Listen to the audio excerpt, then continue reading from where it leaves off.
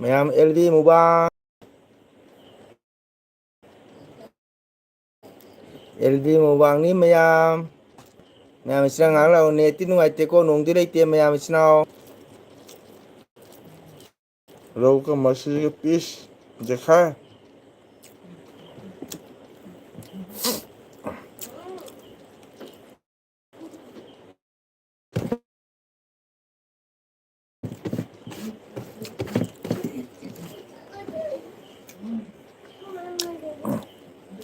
दोस्तों आइए मंगोल नत्ता जी का एलबी में आइए थोड़ा बात करना चाहता हूँ दस लोग बारिश तो नहीं आ रहा है नेट तो प्रॉब्लम है आज बहुत गर्म है भाई लोग 10 लोग इंसाइसनाव ngak laiye lakpiu net ngatang nuare siga nongdi lakte adubu net nungai ko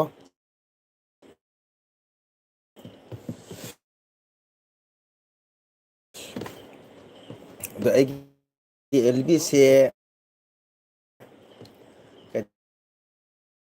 gaisnaw mayam singa sing matumni snaw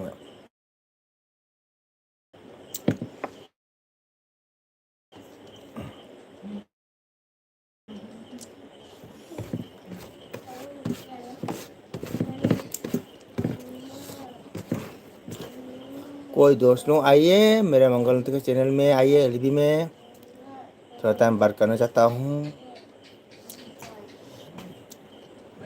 बारिश तो नहीं आ रहा है किंतु नेट तो प्रॉब्लम है कर मैंने एलबी चालू कर रहा हूँ भाई दोस्त लोग ये लौ का मछली है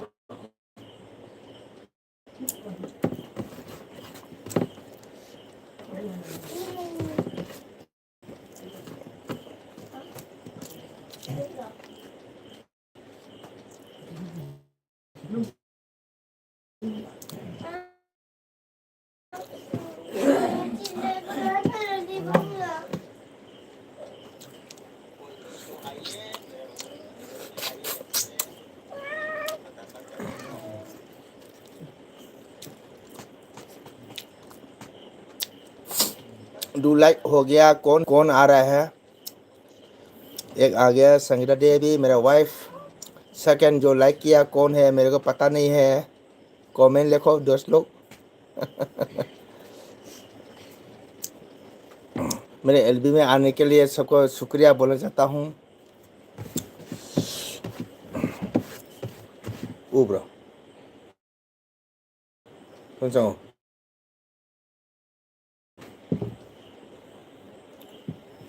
bro ma'am hi hi hi चचारबो हाय कन हाय उन्हें चचारबो मैम चचारबो हाय मैम चचारबो पापागी एलबीदा ma'am ngatang lau akhoi nga thongba chai I love you मेरे रेबिता बहन आ गया काका से ngasi gi ngasing si enkini ke chamandana okay thank you agi channel si रेबिता लाए काका enkini oh रेबिता kenyang chai mutum ngasina kari matheno ojabu mutum nganthoi se ngasing thongba chai ngasi se nongdi leite ko adubu neti jam nungaite adu aina ngatang lb thabani mutum nganthoi thank you very much nayam bai channel lakpibi damukta haningai thagasri like tawbiramu ado kaiguma connect remata lereme remata gadi subscribe tawbiramu ko akhoi maitei chinau masen amatani akhoi myam loi support tawbinasi chinau myam puramako okay थागतरी हाइंगाई तना थेंगा मतमसिदा आइगे channel लापिदमक्ता अखोगी Mutum नाउतोमबु हाइंगाई तना थागतरी आइगे इचन रेबिता मतम पुनमक्ता माकी काका मंगोलगी channel दा support तौबिबा आइगे रेबिता लाए क्वाजाम चादबी केन्यां चागे रेबिता नि मंगादि सुरे कना कना नो अमतंग कमेंट दा हाइबिरो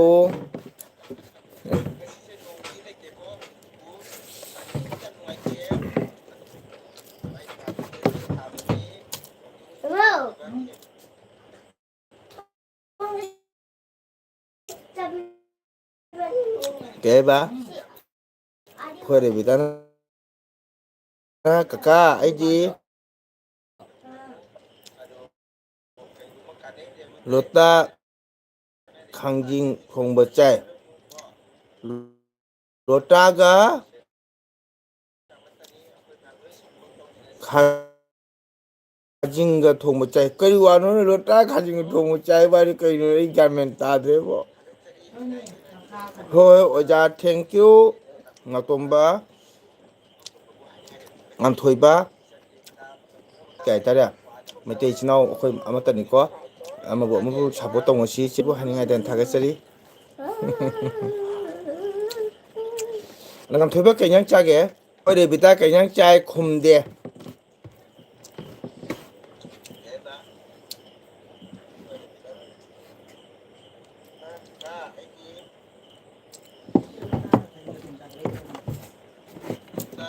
Khoi Rebita Naiba Kaya Lota Kajing Thongmachai Lotaga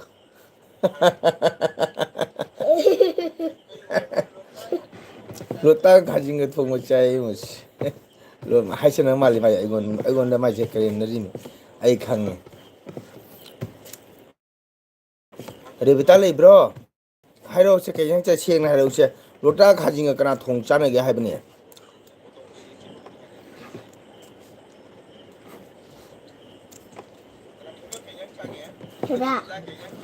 Tuga Lay Kaka Lay the Hiroba Karin China Quatsarabo Quatsaraba Haiba I said, and she can lack of Roman support of Jay at the Pronotagi and a support of Sagi and Revitanico. Need to check as much only Honico, Kakagi and Sita. Kaka away Bene Revita, shame whenever Kakama on the Hamatari Botan, Lotaga, catching a form of Chaisabo. Lotan and Ansankani, catching a panel lehoni Kodida.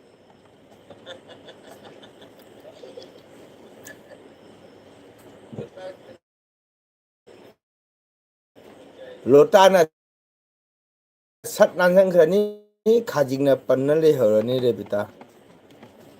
Orita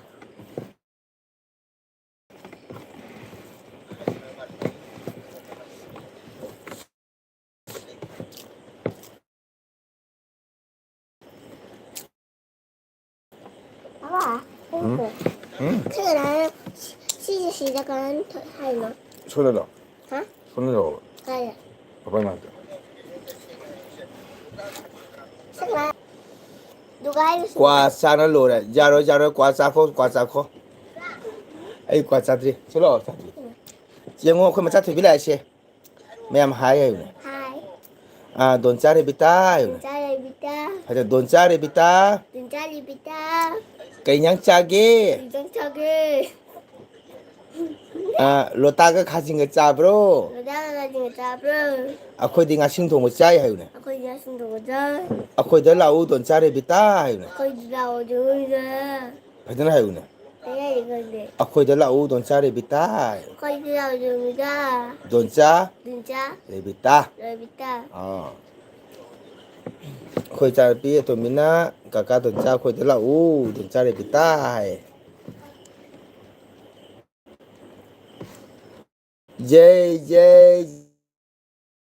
je ta do mango lai dan hana taure okay thank you namada ai di nangi acting che nangi short video so udana ai puli ga pare sai to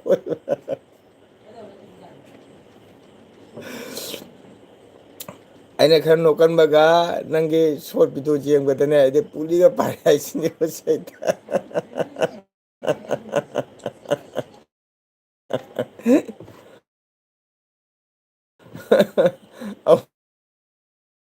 sai ta nangi short video si jeng badane ko ai puli ga pare ai sini ko sai ta no tangi bo ngai ko ne nga ichem hando itema hando isai nungai haibro ngangi weather nonggi matam duga isai nungai haibro ngana tai ai sure pijani sure pijani lisa pijani lisa ta ante alisa pijani tada mangoldi kari hinjang haurino hai tu ngasing thongba urba ngasing thongba idi ngasing yam chai ko ngasing thongba chai ado nga itei mado isei nungai haibro namada itei mado ngarang isei nungai haibro haipet aini yengobdi ko chasma thok pi te thok ba haipet ohore ba ko ado isei nungai bra haiba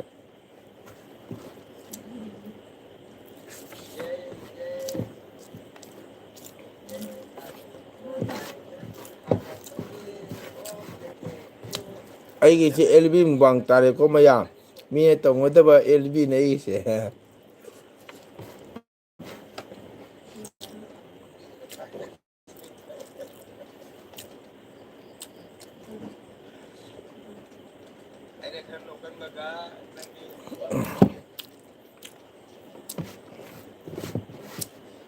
YouTube channel le be sinau mayam nong na binu ngasi se nong di chude neti ngam nungai te adu olangi adu ai ngasi khudim ti ilage chakchare sinau mayam ko adu mayam nong na binu adu narmada ngara itei ma hando iseman do isei nungai haibra hangom tang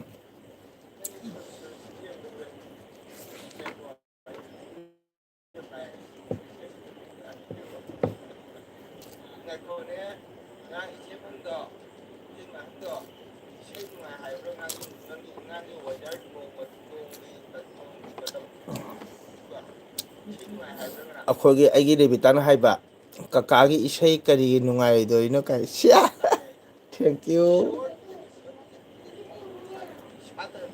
tado manggo jem hanan ne isei jam nungai hai oi ma akhoi na madai itei ma han bune na manggo chak cha cha na thage chei thank you welcome itei ma han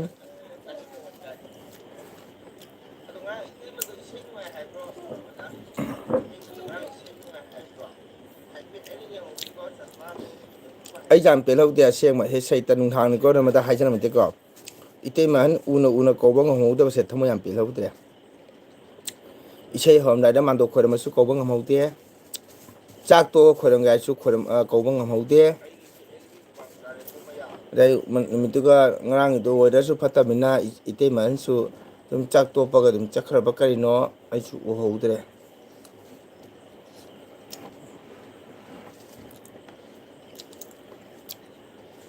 haningai ahansingna chatpa thainagi ahansingna chatpa lambi chatpadi phainai oi ma ai re bita se wai nongi ko jana bhap tai ko jamna thadagano mi ahani bini hai gini ko thainagi ansingna chatpa lambi chatpadi phaina yes adumangni aina pamisu thaina ansing chalamado tadugi makhon yamna sathina phajai ye hai okay thank you akhoi mase thagan na lore ko gwanju gi mi den thagatra su akhoi mase na thagan na lore chinao ko ta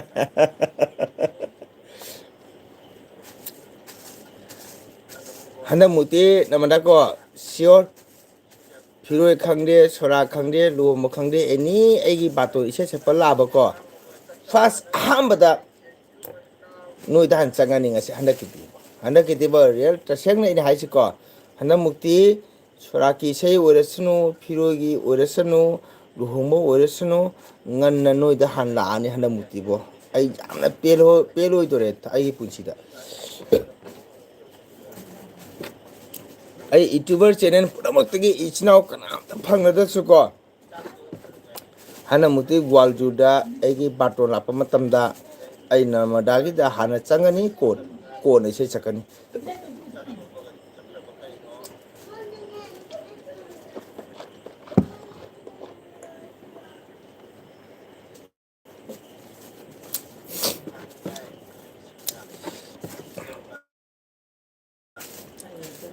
kaka una keba kahau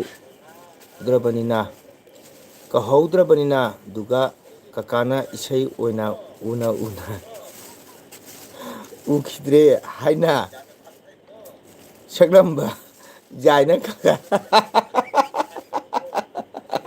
ꯑꯣꯏꯃꯥ ꯍꯁ ꯃꯁꯤꯁꯨ ꯌꯥꯝ ꯍꯩꯅꯦ ꯃꯁꯤ ꯑꯉꯥꯡꯁꯤꯁꯨ ꯀꯀꯥꯅ ꯎꯅ ꯀꯧꯍꯧꯗ꯭ꯔꯕꯅꯤꯅ ꯑꯗꯨꯒ ꯀꯀꯥꯅ ꯏꯁꯩ ꯑꯣꯏꯅ ꯎꯅ ꯎꯈꯤꯗ꯭ꯔꯦ ꯍꯥꯏꯅ ꯁꯛꯂꯝꯕ ꯌꯥꯏꯅ ꯀꯥꯏ ꯉꯔꯥꯡꯒꯤ 이스이두가 막 아리바 우호대비는 우나 서우대나 하유 서무자들아 누가이따버 떠우는 따도 이신 이나우 노이다 오나 라카니 ꯑꯩꯈꯣꯏꯗ ꯂꯥꯛꯈꯤꯅꯨ ꯑꯩꯈꯣꯏꯗ ꯂꯥꯛꯄ ꯏꯀꯥꯏꯀꯣ ꯅꯃꯗꯥ ꯑꯩꯈꯣꯏ ꯌꯨꯝ ꯁꯥꯗ꯭ꯔꯤ ꯑꯗꯨꯅ ꯑꯩ ꯅꯣꯏꯗ ꯍꯥꯟꯅ ꯂꯥꯛꯀꯦ ꯀꯣ ꯑꯩ ꯌꯨꯝ ꯅꯪꯒꯤ ꯌꯨꯝꯗꯣ ꯎꯔꯒ ꯌꯥꯝ ꯏꯀꯥꯏꯌꯦꯕꯀꯣ ꯅꯣꯡꯃ ꯂꯥꯛꯑꯒ ꯅꯪꯒꯤꯗ ꯍꯥꯟꯅ ꯄꯥꯔꯁꯟ ꯇꯣꯉꯥꯟꯅ ꯑꯩ ꯇꯣꯉꯥꯟꯅ ꯁꯣꯏꯗꯅ ꯑꯩ ꯆꯥꯛ ꯀꯧꯅꯤ ꯅꯪꯒ ꯏꯆꯦꯝꯍꯟꯒ ꯀꯣ ꯏꯇꯩꯃ ꯑꯍꯟꯒ ꯆꯥꯛ ꯀꯧꯅꯤ ꯅꯠꯇ ꯁꯪꯀꯤꯔꯇꯟ ꯑꯥꯔꯇꯤꯁ ꯍꯦꯔꯦ ꯀ꯭ꯔꯤꯁꯅ ꯑꯣꯖꯥ ꯑꯣ ꯃꯥꯏ ꯒꯣꯗ ꯑꯩꯈꯣꯏꯅ ꯁꯪꯀꯤꯔꯇꯟꯒꯤ ꯑꯣꯖꯥꯁꯤꯡ ꯂꯥꯛꯑꯦꯍꯦ ꯉꯁꯤꯗꯤ ꯅꯠ ꯁꯪꯀꯤꯔꯇꯟ ꯑꯥꯔꯇꯤꯁ ꯍꯔꯦ ꯀ꯭ꯔꯤꯁꯅ ꯑꯣꯖꯥ ꯍꯔꯦ ꯀ꯭ꯔꯤꯁꯅ ꯀ꯭ꯔꯤꯁꯅ ꯀ꯭ꯔꯤꯁꯅ ꯍꯔꯦ ꯍꯔꯦ ꯑꯗꯨ ꯑꯄꯔꯥꯙꯗꯤ ꯑꯣꯏꯅꯨꯀꯣ ꯑꯩ ꯆꯥꯛ ꯆꯥꯔꯤꯀꯣ ꯑꯗꯣꯝꯅ ꯍꯔꯦ ꯀ꯭ꯔꯤꯁꯅ ꯁꯣꯜꯂꯝꯃꯤ ꯑꯩꯁꯨ ꯀꯗꯥꯏꯗꯒꯤ ꯀ꯭ꯔꯤꯁꯅꯒꯤ ꯃꯒꯨꯟꯅ ꯀꯟꯈꯤꯕꯅ ꯍꯔꯦ ꯀ꯭ꯔꯤꯁꯅ ꯍꯔꯦ ꯔꯥꯝ ꯁꯣꯟꯗꯣꯛꯎꯔꯦ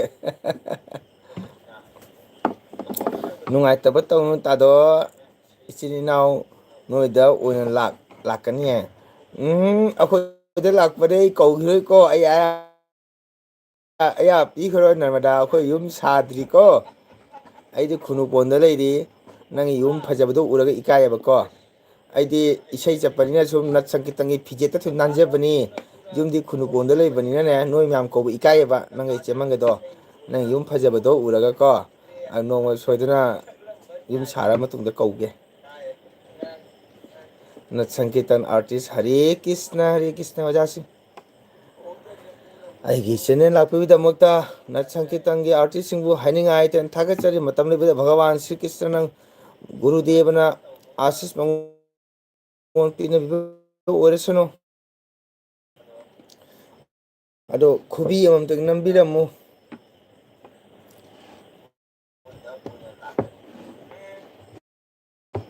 ꯃꯣꯏ ꯈꯨꯟꯗꯅꯤ ꯆꯠꯂꯨꯏꯗꯣ ꯃꯆꯦ ꯃꯟ ꯂꯥꯛꯄ ꯃꯣꯏ ꯃꯄꯥꯝꯒꯤ ꯃꯥꯗꯤ ꯂꯥꯛꯇꯕ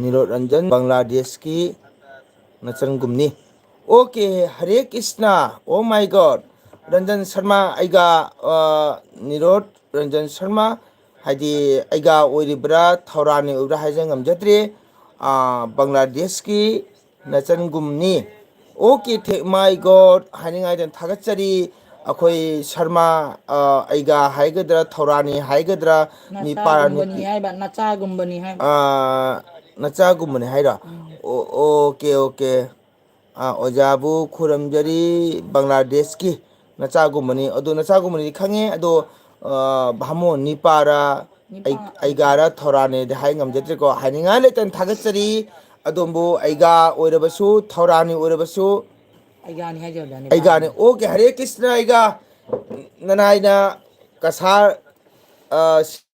ꯁꯤꯜꯆꯔ ꯂꯝꯗꯒꯤ ꯑꯩꯒꯥꯕꯨ ꯍꯟꯅ ꯈꯨꯔꯨꯝꯖꯔꯤ ꯅꯅꯥꯏ ꯃꯪꯒꯣꯜꯅ ꯅꯅꯥꯏ ꯂꯨꯛꯇꯤ ꯍꯥꯏꯖꯔꯤ ꯑꯗꯨꯕꯨ ꯚꯛꯇꯤꯗꯤ ꯀꯠꯈ꯭ꯔꯦ ꯑꯩꯒꯥꯒꯤ ꯚꯛꯇꯤ ꯄ꯭ꯔꯦꯝ ꯑꯁꯤꯒ ꯅꯨꯡꯁꯤꯃꯟꯈꯤꯗꯅ ꯑꯗꯣ ꯅꯅꯥꯏꯒꯤ ꯆꯦꯅꯦꯜꯗ ꯂꯥꯛꯄꯤꯕꯒꯤꯗꯃꯛꯇ ꯑꯩꯈꯣꯏ ꯑꯩꯒꯥꯕꯨ ꯍꯥꯏꯅꯤꯡꯉꯥꯏꯇꯅ ꯈꯨꯔꯨꯝꯖꯩ ꯚꯛꯇꯤ ꯀꯠꯆꯔꯤ ꯑꯣ ꯃꯥꯏ ꯒꯣꯗ ꯍꯔꯦ ꯀ꯭ꯔꯤꯁꯅ ꯑꯩꯒ ꯊꯃꯣꯏ ꯌꯥꯝ ꯅꯨꯡꯁꯤꯀꯣ ꯕꯪꯒ꯭ꯂꯥꯗꯦꯁꯇꯒꯤ ꯑꯩꯈꯣꯏ ꯑꯩꯒꯥꯅ ꯑꯁ ꯑꯩꯒꯥꯗ ꯌꯥꯝ ꯅꯨꯡꯁꯤ ꯊꯃꯣꯏꯁꯦ ꯆꯠꯈꯤꯕ ꯆꯍꯤꯗ ꯀꯁꯥꯔꯒꯤ ꯏꯁꯩ ꯁꯛꯄ ꯑꯣꯖꯥꯁꯤꯡ ꯆꯠꯈꯤꯕꯅꯤ ꯑꯗꯨ ꯅꯅꯥꯏ ꯑꯩꯕꯨꯁꯨ ꯍꯥꯏꯕꯤꯔꯝꯃꯤ ꯑꯗꯨꯕꯨ ꯑꯩꯅ ꯄꯥꯁꯄꯣꯔꯠ ꯁꯦꯝꯍꯧꯗꯕꯗꯒꯤ ꯆꯠꯄ ꯉꯝꯖꯍꯧꯗ꯭ꯔꯦ ꯑꯗꯣ ꯃꯊꯪꯗ ꯀꯔꯤꯒꯨꯝꯕ tung injaga seba thogon jaba chapang amtang di seba thoi kisna igabu haning aitana naina thakchari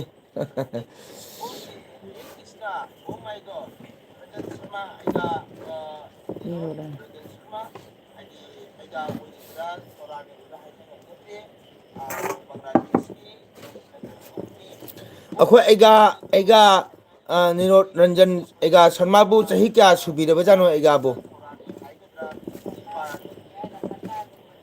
अखो एगा रंजन बु चाही क्या सुबीरब तक हाइबी वो एगा ओजा गी फेसबुक फ्लोर ने ओके ओ माय गॉड एगा हरे कृष्णा हरे कृष्णा हरे कृष्णा नाइना केगुमा खमदेना तोगिबोसु एगा ngakpi gani ko ब्राह्मण हाइब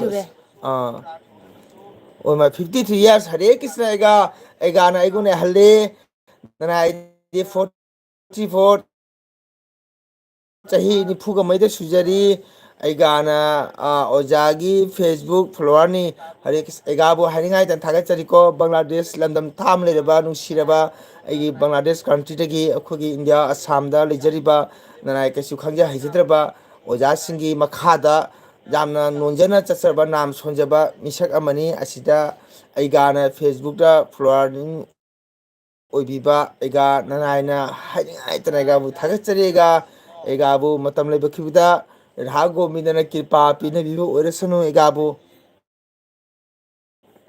मतम लेबदा ननाय कछु हैजद्रबा को ओजा गुरु सिंगी मखादा याम तोना चचरबा नाम सोंजरबा न संकितंगी अदुम मिसक अमनी एगाना आईगी फेब ओजा ना हाइबिनु एगा ननायदी लेसकपा मा ओइबगी ओजारे ना हाइबिदु ओइजद्री ननायदी ओजा गुरु सिंगी मखादा यामना तोना चचरबा मिसक अमनी अदो ओजागी निथोन फंगजद्री एगाना ननायबु मंगोल हाइन सुम कबिउ एगाबु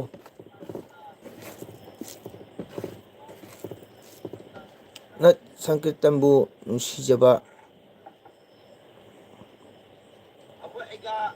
नुपानी ओके हरे कृष्ण एगा नत संकीर्तन हाइबसिदी अखोगी हिंदू संप्रदाय दा अखो मैते ददी जामना मतिक मगुन लेरबा अदुम नत संकीर्तनी एगा नत संकीर्तन हाइबसिदी एगा अखोगी गौर संप्रदाय दा शिबदा चंगदबा जाद्रबा नत संकीर्तनी पोकपदसु चंगदबा जाद्रबा नत संकीर्तनी पोकपगा शिबगा सी चंगद्रबा जाद्रबा अदुमबा नत संकीर्तनी एगाबु को अदुना अखोना नत संकीर्तन असि अखोना जाम थाक वांगबा मफम थमम चंगेगा अदुना नत संकीर्तन जी हरि संकीर्तन राधा कृष्णगी अदुमबा इबुंगो इबेमगी नाना सिना अखो लांबी गदोमनी इबुंगो इबेमगी नाम मसिना को ताइबंग फावरकदोमनी इबुंगो इबेमगी नाम मसिना भगवानगी सेवा तगदोमनीगा एगाबु हनिंगाइतना असम कसार सिलचर बसकांडी खाक मरा हाइबा खुंगंग अदुगा पोक्चबनी आईएससी अदो गुरु की कृपा दगी हौजी कसार असम सिलचर के मनुंगदा को आगोतला त्रिपुरा फाउना ओजा सिंगी मखादा सुम इबुंगो इबेमनी की नाम सोंजबा चचबनी एगाबु हनिंगाइतना थागचरी तादो जुम हाइबसी फजरगता जुम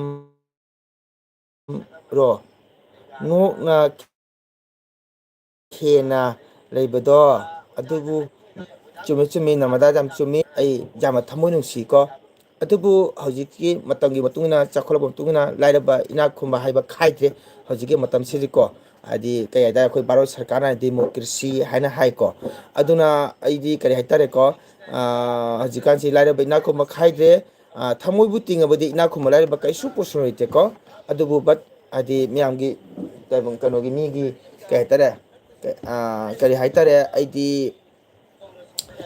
जुम कैसु साबा ngamdri इतोमदो बनिना को अदुना सुम मयामगा मिमानबा सुम चपाय तारे अदुकी मति आगे इचन नर्मदान थमोय बुतिंगबा को नबुंग मंगोना सोइद्र नोमदि इचेगा इचेग चाक कौनी को अदुबु नोंग अबदि जारोय को नोंग अबदि जारोय ओजा होजाइदा अकमुक करम मतम लाकनी हरे कृष्णा नट संगीतन आर्टिस्ट 나타 상키탄 아티스트 싱기 오자 구루 싱부 그수 강제 하이제드라바 ꯃꯪꯒꯣꯜ ꯁꯤꯡꯍ ꯏꯁꯩ ꯁꯛꯄꯗ ꯑꯣꯖꯥ ꯀꯧꯕꯤꯔꯛꯄꯁꯦ ꯌꯥꯝꯅ ꯍꯥꯏꯅ ꯊꯥꯒꯠꯆꯔꯤ ꯑꯗꯨꯕꯨ ꯑꯩꯗꯤ ꯏꯁꯩ ꯁꯛꯄ ꯑꯣꯖꯥꯃꯛ ꯅꯠꯇꯦ ꯑꯗꯨꯕꯨ ꯍꯣꯖꯥꯏꯒꯤ ꯂꯝꯗꯝꯗ ꯂꯩꯕꯤꯕ ꯑꯣꯖꯥ ꯒꯨꯔꯨ ꯕ꯭ꯔꯥꯍ꯭ꯃꯣꯟ ꯕꯩꯁꯅꯣꯞ ꯃꯌꯥꯝꯅ ꯅꯨꯡꯁꯤꯕꯤꯕꯗꯒꯤ ꯀꯩꯁꯨ ꯈꯪꯖ ꯍꯩꯖꯗ꯭ꯔꯕ ꯑꯩꯁꯤꯕꯨ ꯅꯥꯝ ꯃꯇꯦꯛ ꯑꯃ ꯑꯩꯅ ꯁꯣꯟꯖꯒ ꯇꯥꯖꯅꯤ ꯍꯥꯏꯅ ꯑꯩꯕꯨ ꯑꯥꯃꯟꯇꯣꯟ ꯇꯧꯔ ꯑꯩꯅ ꯁꯛꯆꯈꯤꯕꯗꯣ ꯑꯗꯨꯕꯨ ꯑꯣꯖꯥ ꯒꯨꯔꯨ ꯃꯌꯥꯝꯅ ꯅꯨꯡꯁꯤꯕꯤꯔꯒꯗꯤ ꯑꯩꯅ ꯁꯪꯕ ꯃꯇꯝꯗ ꯍꯣꯖꯥꯏ ꯂꯝꯗꯝꯗ ꯂꯩꯕꯤꯔꯤꯕ ꯏꯁꯩ ꯁꯛꯄ ꯑꯣꯖꯥꯁꯤꯡ ꯑꯩꯒꯥ ꯕ꯭ꯔꯥꯍ꯭ꯃꯣꯟꯁꯤꯡ ꯑꯍꯜ ꯂꯃꯟꯁꯤꯡ ꯏꯆꯦ ꯏꯆꯤꯟ ꯏꯅꯥꯎ ꯃꯌꯥꯝ ꯃꯐꯝꯗ ꯑꯩꯅ ꯉꯝꯕ ꯃꯇꯝꯗ ꯑꯩꯒꯤ ꯅꯥꯝ ꯑꯁꯤ ꯇꯥꯍꯟꯖꯕ ꯉꯝꯒꯅꯤ ꯍꯣꯖꯥꯏ ꯂꯝꯗꯝꯒꯤ ꯅꯥꯠꯇ ꯁꯪꯀꯤꯔꯇꯟ ꯑꯥꯔꯇꯤꯁ ꯄꯅ ꯍꯥꯏꯅꯤꯡꯉꯥꯏꯇꯅ ꯊꯥꯒꯠꯆꯔꯤ ꯍꯥꯟꯅ ꯅꯧꯅ ꯈꯨꯔꯨꯝꯖꯔꯤ ꯑꯗꯨꯕꯨ ꯑꯩꯈꯣꯏꯒꯤ ꯅꯥꯠꯇ ꯁꯪꯀꯤꯔꯇꯟ ꯑꯥꯔꯇꯤꯁꯁꯤꯡ ꯂꯥꯛꯄꯤꯕ ꯇꯥꯔꯒꯗꯤ ꯃꯪꯒꯜ ꯁꯤꯡꯍꯒꯤ ꯃꯪꯒꯜ ꯅꯥꯠꯇꯒꯤ ꯆꯦꯅꯦꯜ ꯑꯁꯤ ꯂꯥꯏꯛ ꯇꯧꯕꯤꯔꯝꯃꯨ ꯁꯕꯁꯀ꯭ꯔꯥꯏꯕ ꯇꯧꯕꯤꯔꯝꯃꯨ ꯅꯥꯠꯇ ꯁꯪꯀꯤꯔꯇꯟꯒꯤ ꯑꯣꯖꯥ ꯒꯨꯔꯨꯁꯤꯡꯅ ꯁꯄꯣꯔꯠ ꯇꯧꯕꯤꯗꯨꯅ ꯑꯥꯔꯇꯤꯁꯁꯤꯡꯗ ꯑꯩꯒꯤ ꯆꯦꯅꯦꯜ ꯑꯁꯦ ꯁꯕꯁꯀ꯭ꯔꯥꯏꯕ ꯇꯧꯕꯤꯔꯝꯃꯨ ꯑꯃꯒꯁꯨ ꯂꯥꯏꯛ ꯁꯤꯌꯥꯔ ꯇꯧꯕꯤꯌꯨ ꯍꯥꯏꯅ ꯑꯩꯅ ꯍꯟꯅ ꯍꯟꯅ ꯅꯣꯡꯂꯨꯛꯆꯔꯤ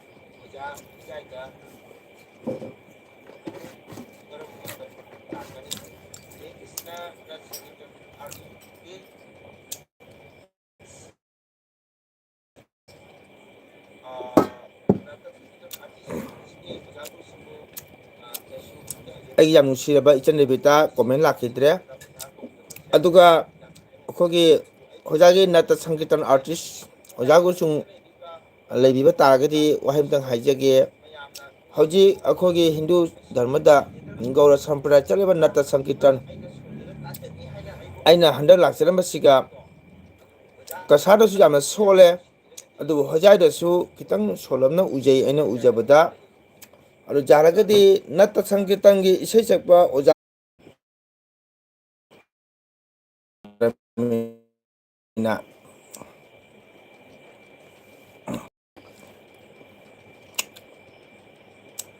ꯃꯌꯥꯝ ꯅꯦꯠ ꯅꯨꯡꯉꯥꯏꯇꯦ ꯑꯗꯣ ꯍꯣꯖꯥꯏꯒꯤ ꯅꯥꯠ ꯁꯪꯀꯤꯔꯇꯟꯒꯤ ꯑꯥꯔꯇꯤꯁ ꯑꯣꯖꯥꯁꯤꯡꯗ ꯑꯩꯅ ꯍꯥꯏꯖꯅꯤꯡꯕꯗꯤ ꯍꯣꯖꯥꯏ ꯂꯝꯗꯝꯗ ꯂꯩꯕꯤꯔꯤꯕ ꯅꯧꯅ ꯇꯝꯈꯠꯂꯛꯄ ꯅꯥꯠꯇ ꯁꯪꯀꯤꯔꯇꯟ ꯌꯥꯝꯅ ꯁꯍꯣꯁ ꯄꯤꯕꯤꯌꯨ ꯌꯥꯝꯅ ꯏꯟꯇꯔꯦꯁ ꯄꯤꯕꯤꯌꯨ ꯅꯥꯠꯇ ꯁꯪꯀꯤꯔꯇꯟꯒꯤ ꯑꯥꯔꯇꯤꯁ ꯑꯦꯀꯥꯗꯃꯤ ꯂꯩꯕ ꯇꯥꯔꯒꯗꯤ ꯁꯄꯣꯔꯠ ꯄꯤꯕꯤꯌꯨ ꯍꯧꯖꯤꯛ ꯅꯥꯠ ꯁꯪꯀꯤꯔꯇꯟ ꯑꯁꯤ ꯃꯌꯥꯏ ꯆꯝꯃꯦ ꯀꯁꯥꯇꯟꯇ ꯍꯣꯖꯥꯏꯗꯁꯨ ꯑꯩꯅ ꯍꯟꯗꯛ ꯂꯥꯛꯆꯔꯝꯗꯨꯒ ꯒꯣꯆꯔꯥꯒꯤ ꯀꯦꯁꯣꯔ ꯏꯄꯟꯙꯧꯅꯤ ꯑꯩꯒꯤꯗꯤ ꯑꯣꯖꯥ ꯀꯦꯁꯣꯔ ꯍꯥꯏꯇꯥꯔꯦ ꯃꯌꯥꯝ ꯃꯥꯡꯗꯤꯀꯣ ꯑꯩꯒꯤꯗꯤ ꯏꯄꯟꯙꯧꯅꯤ ꯑꯩꯈꯣꯏ ꯏꯄꯟꯙꯧ ꯑꯁꯤ ꯑꯣꯜ ꯀꯁꯥꯔ ꯑꯁꯥꯝ ꯃꯅꯤꯄꯨꯔꯗ ꯁꯛꯈꯪꯅꯔꯕ ꯑꯗꯨꯝꯃꯔꯕ ꯑꯩꯈꯣꯏ ꯏꯁꯩ ꯁꯛꯄ ꯑꯣꯖꯥ ꯀꯦꯁꯣꯔꯅꯤ ꯑꯩꯒꯤꯗꯤ ꯏꯄꯟꯙꯧꯅꯤ ꯑꯗꯨꯅ ꯊꯥꯏꯅ ꯑꯍꯜ ꯂꯃꯟꯁꯤꯡꯅ ꯑꯩꯈꯣꯏ ꯑꯩꯕꯨ ꯇꯥꯛꯄꯤ ꯇꯝꯕꯤꯔꯝꯕ ꯒꯨꯔꯨꯗꯦꯕꯁꯤꯡꯅ ꯍꯥꯏꯕꯤꯔꯝꯃꯤ ꯃꯇꯝ ꯑꯃ ꯊꯥꯏꯅꯗ ꯄꯩꯁꯥ ꯂꯨꯄꯥ ꯑꯃ ꯄꯩꯁꯥ ꯅꯥ ꯑꯃ ꯀꯞꯆꯦ ꯐꯤ ꯐꯝꯃꯦꯅ ꯍꯥꯏꯕꯁꯤ ꯃꯇꯝꯒꯤ ꯌꯥꯑꯣꯟ ꯃꯇꯨꯡ ꯏꯟꯅꯅꯤꯀꯣ ꯑꯗꯨꯅ ꯃꯇꯝ ꯄꯨꯝꯕꯗ ꯍꯣꯖꯥꯏ ꯂꯝꯗꯝꯗ ꯂꯩꯕꯤꯔꯤꯕ ꯁꯛꯅꯥꯏꯔꯕ ꯑꯣꯖꯥ ꯒꯨꯔꯨꯁꯤꯡ ꯍꯣꯖꯥꯏ ꯁꯥꯍꯤꯇ꯭य ꯄꯔꯤꯆꯠꯁꯤꯡ ꯑꯣꯔꯒꯅꯥꯏꯖꯦꯁꯟ ꯀꯌꯥꯅ ꯅꯥꯠ ꯁꯪꯀꯤꯔꯇꯟꯒꯤ ꯒ꯭ꯔꯨꯞ ꯑꯁꯤꯕꯨ ꯅꯥꯠ ꯁꯪꯀꯤꯔꯇꯟꯒꯤ ꯏꯁꯩ ꯁꯛꯄ ꯑꯣꯖꯥꯁꯤꯡꯕꯨ ꯅꯧꯅ ꯍꯧꯒꯠꯂꯤꯕ ꯏꯆꯤꯟ ꯏꯅꯥꯎ ꯃꯌꯥꯝꯕꯨ ꯁꯍꯣꯁ ꯄꯤꯕꯤꯌꯨ ꯀꯣ ꯃꯁꯤꯃꯇꯪ ꯑꯩ ꯊꯝꯖꯒꯦ ꯅꯠꯇ꯭ꯔꯕꯗꯤ ꯃꯥꯡꯊꯔꯛꯀꯅꯤ ꯍꯥꯏꯔꯤꯕ ꯌꯥꯗ꯭ꯔꯕ ꯄꯣꯠꯆꯪ ꯑꯃꯅꯤꯀꯣ ꯏꯆꯤꯟ ꯏꯅꯥꯎ ꯑꯩꯈꯣꯏꯒꯤ ꯅꯥꯠ ꯁꯪꯀꯤꯔꯇꯟꯗ ꯆꯪꯉꯛꯏꯕ ꯅꯧꯅ ꯈꯣꯡꯗꯥꯔꯛꯏꯕ ꯏꯆꯤꯟ ꯏꯅꯥꯎꯁꯤꯡ ꯏꯅꯥꯎꯁꯤꯡ ꯏꯌꯥꯝꯕꯁꯤꯡ ꯅꯥꯠꯇ ꯁꯪꯀꯤꯔꯇꯟꯒꯤ ꯏꯁꯩ ꯇꯝꯕꯁꯤꯗꯤ ꯂꯥꯏꯀꯣ ꯑꯍꯥꯟꯕꯗ ꯚꯛꯇꯤ ꯄ꯭ꯔꯦꯝ ꯒꯨꯔꯨ ꯑꯃ ꯎꯕꯗ ꯑꯣꯖꯥ ꯑꯃ ꯎꯕꯗ ꯀꯔꯤ ꯕꯦꯕꯥꯔ ꯇꯧꯒꯅꯤ ꯑꯩꯕꯨ ꯇꯥꯛꯄꯤ ꯇꯝꯕꯤꯕ ꯒꯨꯔꯨꯗꯦꯕꯗ ꯀꯔꯤ ꯚꯛꯇꯤ ꯆꯪꯒꯅꯤ ꯑꯣꯖꯥꯒꯤ ꯀꯔꯤ ꯁꯦꯕꯥ ꯇꯧꯒꯟꯒꯅꯤ ꯑꯣꯖꯥꯗ ꯀꯔꯤ ꯋꯥꯍꯩ ꯍꯥꯏꯒꯅꯤ ꯑꯣꯖꯥꯗ ꯀꯔꯤ ꯕꯦꯕꯥꯔ ꯇꯧꯒꯅꯤ ꯑꯩꯕꯨ ꯇꯥꯛꯄꯤ ꯇꯝꯕꯤꯕ ꯑꯣꯖꯥꯗ ꯀꯔꯤ ꯊꯧꯒꯜ ꯇꯧꯒꯅꯤ ꯍꯥꯏꯕꯁꯦ ꯃꯁꯤ ꯌꯥꯝꯅ ꯏꯝꯄꯣꯔꯇꯦꯟ ꯑꯣꯏ ꯑꯍꯥꯟꯕꯗ ꯀꯣ ओजा आईदी हौजिक 16 years ता सुजरी ओ अदुदी आइना हल्ले आई 44 सुरे अदोम करी मिंग कौरे अदुना होजाइदा इसे सकपा अखोगी पंथौ केशोर मदे अखोगी तादो नीलकंठा दे अखोगी मिंग पंजरब मिंग पंजरबदा ओजा सिंगी मिंग पनबसे फत्ती हानि दु मिंग पंद्रगदी मयामना खंगरो ओजा धबली को मदे ओजा तोम्बी ओजा पुनम सिबु अखोइना इज्जत समान तौब ताई नत्त संकीर्तन हाइबसिदी वालना मसक खंगबा दुमर मतिक मगुन लेरबा नत्त संकीर्तनी को अखोगी सुमित कौजाई मिंगदी सुमित कौजे ओके सुमित अना हाइजगदबी को आइसु इसेजबा फावबो नचदे को मयाम ओजा सिंगी मखादा तोना चचबा मिसक अमनी अदुना नाम संकीर्तन नत संकीर्तन हाइबसे जानमति मगुन चावरे हानदी जामना संकीर्तनी अदुना नत संकीर्तन अमा इसे सेपम कुमु तागरी को जामना लाइना होचिकी मतमसी फैमिली मा जामना लाइना कंट्रोल तो बंगमी अदुना नत संकीर्तन सोमा मिसिदी भक्ति प्रेम रस लेकनी अदुना आइबु ताकपि तमिबा गुरु ओझा भक्ति प्रेम व्यवहार मसी जामना खंग मथौ ताई को अदुना विक्टर कुकिंग एंड ब्लॉग ओजा है जय कृष्ण अदुना अना हाइजरिबसी अखोई सुमित ताक्सब नते नंगिसु ओझा लेरमगनी अदुना नत संकीर्तन आर्टिस्ट लेब तारगदी नत संकीर्तन चाखोलहलु नत संकीर्तन मपुंग फालु नत संकीर्तन मपान साहलु लेहाव मनम चेमदुमाना चेलहलु अखोइसु जामना हाइजदे को ओझा सिंगी मखादा जामना तोना चचबा मिसक अमनी अदुना अखोई सुमितपु हानिंगा लेतना थागचरी अदुना अखोगे सुमित नत संकीर्तन आर्टिस्ट सिंग लेबिब ओझा गुरु सिंगदा को कसार बसकानी काक मनादा लेबा चंदम मंगल सिंह इसे सकपा हाई तारे आगी चैनल असी में मंगोल नत कौई मयाम इसिनावना सपोर्ट तौबियो सब्सक्राइब तौबियो शेयर तौबियो लाइक तौबियो आइसु मतम फंग मतमदा अखोई नत संकीर्तनगी इसिनाव मयामबुसु अइना खितंग खंजे हाइजबदो मयामदा शेयर सपोर्ट तौजगे हाइबो वफम से थमजरी अदुना अखोगी वेक्टर कुकिंग बुजो हन हानिंगाई तन थागचरी ए चैनल लापिबे तमक्ता लाइक तौबिरमु अदु करी इंजांग चाय वेक्टर आइगे रेबिता मांगख्रे कमेंट सु इरेक्टरे कासु हाय कुकुसु हाय खुमक्तरे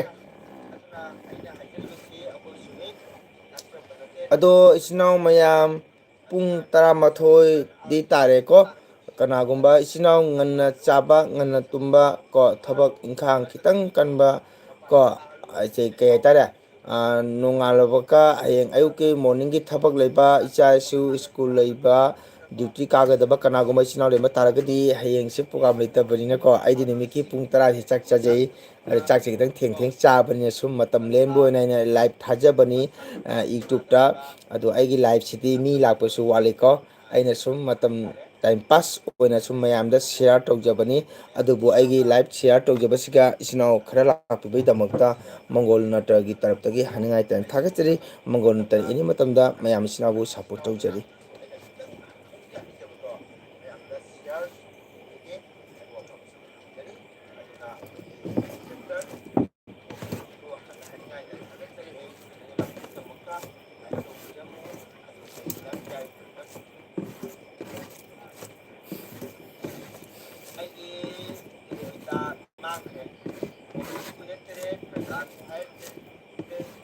रेबिता लेरिबो क्वाचारा तुमी ब्रा नतगा मोबाइल दा वीडियो येंगी ब्रा मणिपुरी फिल्म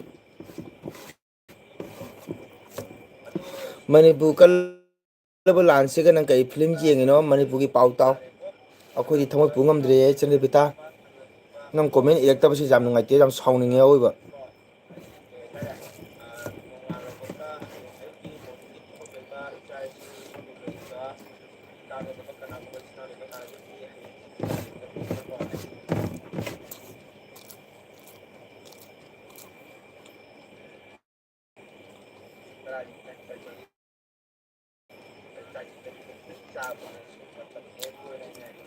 ꯍꯣꯖꯥꯏ ꯅꯠ ꯁꯪꯒꯤꯇꯟ ꯑꯥꯔꯇꯤꯁ ꯁꯨꯃꯤꯠ ꯍꯣꯖꯥꯏ ꯀꯔꯥꯏꯒꯤꯅꯣ ꯍꯣꯖꯥꯏ ꯀꯔꯝꯕ ꯃꯐꯝꯒꯤꯅꯣ ꯍꯥꯏꯕꯤꯌꯨ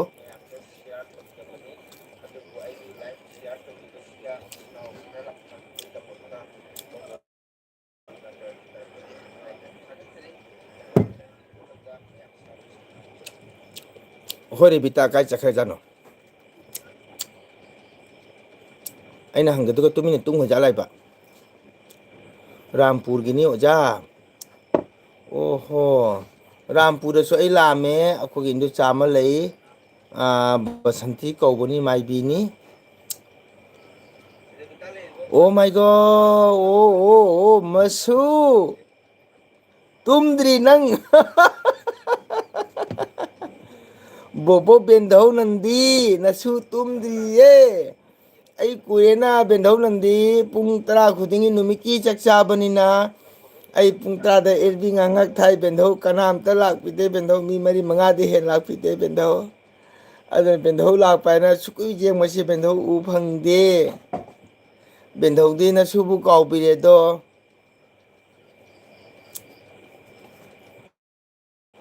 ꯍꯟꯗꯛꯇꯤ ꯕꯦꯟꯙꯧꯒꯤ ꯅꯣꯇꯤꯐꯤꯀꯦꯁꯟꯁꯨ ꯂꯥꯛꯇꯦ ꯕꯦꯟꯙꯧ ꯎꯗꯕꯁꯨ ꯀꯨꯏꯔꯦꯀꯣ ꯑꯣꯖꯥ ꯒꯣꯆꯥꯒꯤ ꯃꯣꯏꯕꯨꯡ ꯈꯣꯡꯕ ꯑꯣꯖꯥ ꯔꯣꯃꯦꯟꯗ ꯈꯪꯕ꯭ꯔꯥ ꯑꯣꯖꯥ ꯔꯣꯃꯦꯟꯗꯤ ꯈꯪꯗꯦ ꯑꯣꯖꯥ ꯅꯥꯎꯇꯣꯝꯕ ꯈꯪꯉꯤ ꯃꯁꯨ ꯀꯥꯟꯅꯗꯦ ꯇꯨꯝꯂꯣ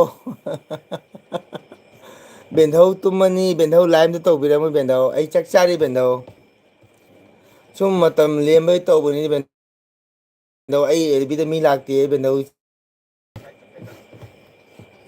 ꯕꯦꯟꯙꯧ ꯑꯩ ꯇꯨꯝꯅꯤꯡꯗ꯭ꯔꯤꯌꯦ ꯑꯩ ꯈꯔ ꯊꯦꯡ ꯇꯨꯝꯃꯤ ꯕꯦꯟꯙꯧ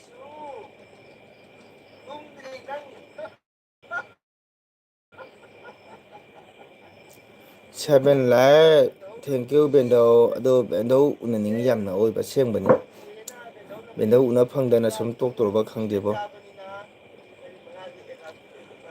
ꯈꯪꯉꯤꯅꯦ ꯔꯦꯕꯤꯇꯥ ꯍꯌꯦꯡ 12 ꯇꯥꯔꯤꯛ ꯄꯣꯂꯥꯄꯨꯔꯗ ꯅꯦꯅꯥꯆꯥꯒ ꯏꯁꯩ ꯄꯨꯟꯒꯅꯤ ꯔꯦꯕꯤꯇꯥ ꯃꯁꯨ ꯑꯩꯅ ꯁꯛꯀꯅꯤ ꯃꯁꯨꯁꯦ ꯉꯁꯤꯗꯤ ꯑꯃꯗꯣ ꯇꯧꯔꯕꯣ ꯍꯥꯏꯗꯤ ꯀꯔꯤ ꯒ꯭ꯌꯥꯟ ꯂꯥꯝ ꯐꯪꯗ꯭ꯔꯦ ꯕꯦꯟꯙꯧꯒꯤꯁꯦ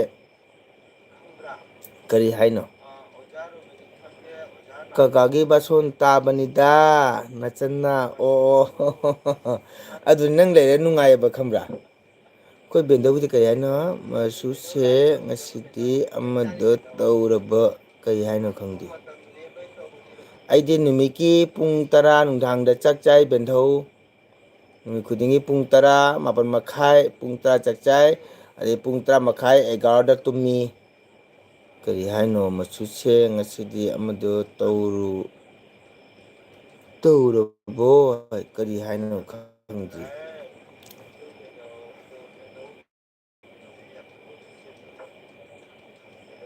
ꯃꯁꯤ ꯇꯧꯔꯕꯣ ꯀꯔꯤꯅꯣ ꯄꯤꯔꯤ ꯄꯣꯠꯁꯤꯕꯨ ꯒ꯭ꯌꯥꯟ ꯑꯃ ꯐꯪꯗ꯭ꯔꯤ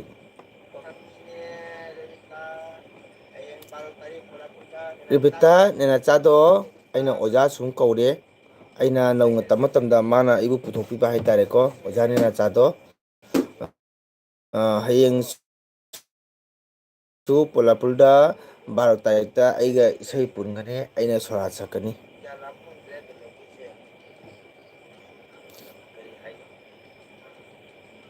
ꯃꯁꯤ ꯇꯧꯔꯕꯣ ꯀꯔꯤ ꯄꯣꯠꯅꯣ ꯁꯤꯕꯣ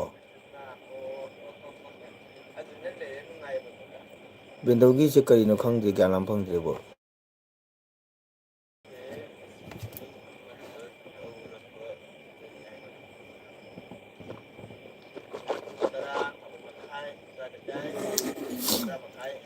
ꯀꯩꯕ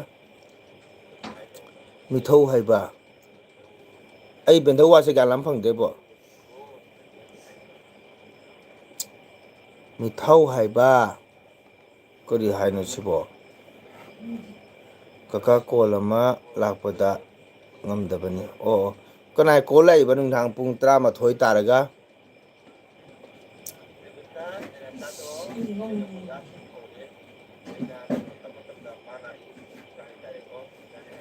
ꯀꯩꯕ ꯅꯠꯇ ꯁꯪꯒꯤꯇ ꯑꯥꯔꯠꯅ ꯕꯦꯟꯊꯧꯒꯤ ꯋꯥꯁꯦ ꯑꯩ ꯈꯪꯉꯦ ꯀꯔꯤ ꯍꯥꯏꯅꯣ ꯀꯩ ꯍꯥꯏꯕ ꯕꯦꯟꯊꯧꯅ ꯗꯨ ꯅꯪ ꯑꯣꯏꯔꯣꯏ ꯀꯔꯤ ꯍꯥꯏꯅ ꯕꯦꯟꯊꯧ ꯒ꯭ꯌꯥꯟ ꯂꯥꯝ ꯐꯪꯗ꯭ꯔꯦ ꯅꯪ ꯋꯥꯔꯤꯁꯦ ꯗꯥꯏꯔꯦꯛ ꯁꯣꯠꯇ ꯍꯥꯏꯔꯣ ꯀꯔꯤ ꯍꯥꯏꯔꯤꯅꯣ ꯅꯠꯇ ꯁꯪꯀꯤꯔꯇꯟ ꯑꯥꯔꯇꯤꯁꯅ ꯀꯩ ꯍꯥꯏꯕ ꯕꯦꯟꯊꯧꯒꯤ ꯋꯥꯁꯦ ꯑꯩ ꯈꯪꯉꯦ ꯈꯪꯒꯦ ꯀꯔꯤ ꯍꯥꯏꯅꯣ ꯈꯪꯗ꯭ꯔꯦ ꯕꯦꯟꯊꯧꯅꯕꯗꯨ ꯅꯪ ꯑꯣꯏꯔꯣꯏ ꯀꯔꯤ ꯍꯥꯏꯅꯣ ꯈꯪꯗ꯭ꯔꯦꯕꯣ ꯔꯦꯕꯤꯇꯥ ꯀꯩꯕ ꯀꯥꯀꯥ ꯀꯣꯜ ꯑꯃ ꯂꯥꯛꯄꯗ ꯉꯝꯗꯕꯅꯤ ꯍꯧꯖꯤꯛ ꯄꯨꯡ 12 ꯇꯥ ꯀꯅꯥ ꯀꯣꯜ ꯂꯥꯛꯏꯅꯣ ꯍꯌꯦꯡ ꯇꯥꯡ 9 ꯅꯣꯏ ꯃꯤꯇꯥ ꯊꯤꯊꯤꯗ ꯍꯌꯦꯡꯂꯣ ꯔꯦꯕꯤꯇꯥ ꯍꯌꯦꯡ ꯀꯅꯥ ꯏꯁꯩ ꯁꯛꯀꯅꯤ ꯅꯣꯏꯗꯣ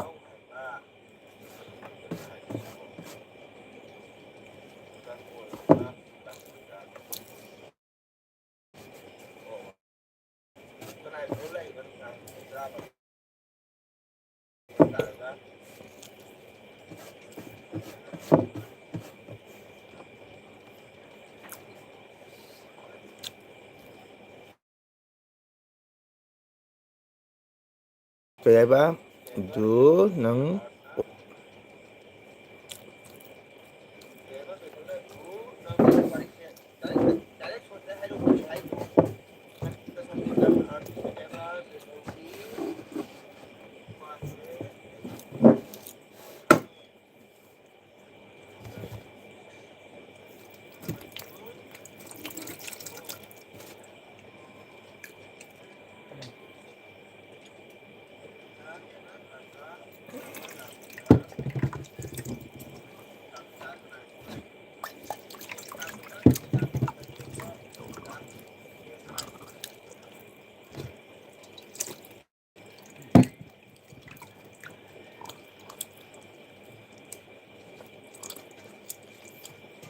ꯑꯣ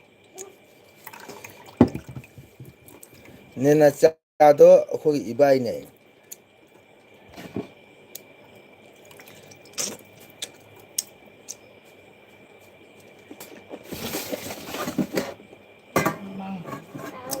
ꯍꯦ ꯀ꯭ꯋꯥꯗꯨꯗꯤ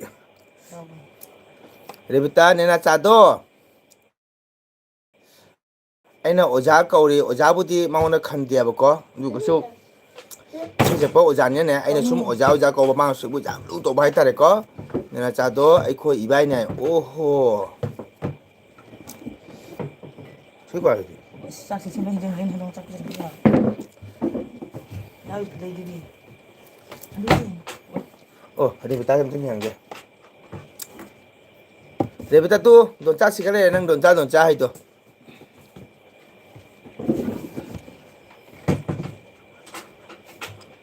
ꯑꯩ ꯇꯨꯝꯂꯦ ꯑꯩꯒꯤ ꯀꯣꯃꯦꯟ ꯄꯥꯗꯦꯅꯦ ꯚꯥꯏ ꯀꯥꯏꯗꯩꯅꯣ ꯕꯦꯟꯙꯧ ꯅꯪ ꯀꯣꯃꯦꯟ ꯂꯥꯛꯁꯨ ꯂꯥꯛꯇꯅ ꯑꯦꯁ ꯅꯪꯅ ꯍꯥꯏꯅꯤꯡꯕꯇ ꯍꯥꯏꯔꯦ ꯕꯦꯟꯙꯧ ꯅꯪ ꯕꯦꯟꯙꯧꯅ ꯏꯔꯩꯁꯦ ꯗꯨ ꯅꯪ ꯑꯣꯏꯔꯣꯏ ꯑꯗꯨꯇꯅꯤ ꯑꯗꯨ ꯃꯊꯛꯇ ꯀꯩꯁꯨ ꯏꯔꯛꯇꯦ ꯕꯦꯟꯙꯧ ꯅꯟꯗꯤ ꯑꯇꯩ ꯀꯩꯝꯏꯔꯛꯇꯦ ꯍꯥꯏꯁꯟꯅꯅꯨ ꯕꯦꯟꯙꯧ ꯅꯟꯗꯤꯁꯦ ꯗꯨ ꯅꯪ ꯑꯣꯏꯔꯣꯏ ꯑꯗꯨꯇꯅꯦ ꯍꯥꯏꯔꯤꯕ ꯑꯩ ꯂꯥꯝ ꯐꯪꯗ꯭ꯔꯦ ꯕꯦꯟꯙꯧꯅ ꯍꯥꯏꯔꯤꯕ ꯋꯥꯍꯩꯗꯣ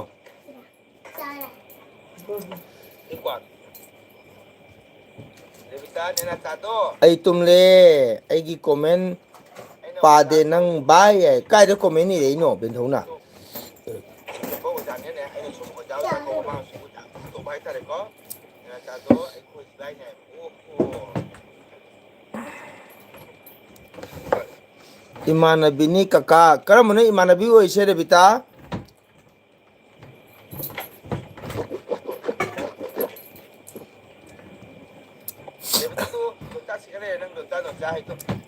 ꯐꯖꯅ ꯌꯦꯡꯒꯦ ꯅꯣꯏꯒꯤ ꯁꯥꯏꯗꯣ ꯀꯩꯕ ꯐꯖꯅ ꯌꯦꯡꯒꯦ ꯅꯣꯏꯒꯤ ꯁꯥꯏꯗꯣ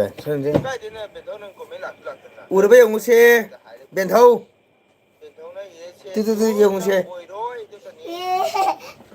ꯎꯔꯕ ꯑꯁꯤꯅ ꯏꯆꯥꯕꯤ ꯑꯇꯣꯝꯕꯤ ꯎꯔꯕ ꯌꯦꯡꯉꯨꯁꯦ ꯔꯦꯕꯤꯇꯥ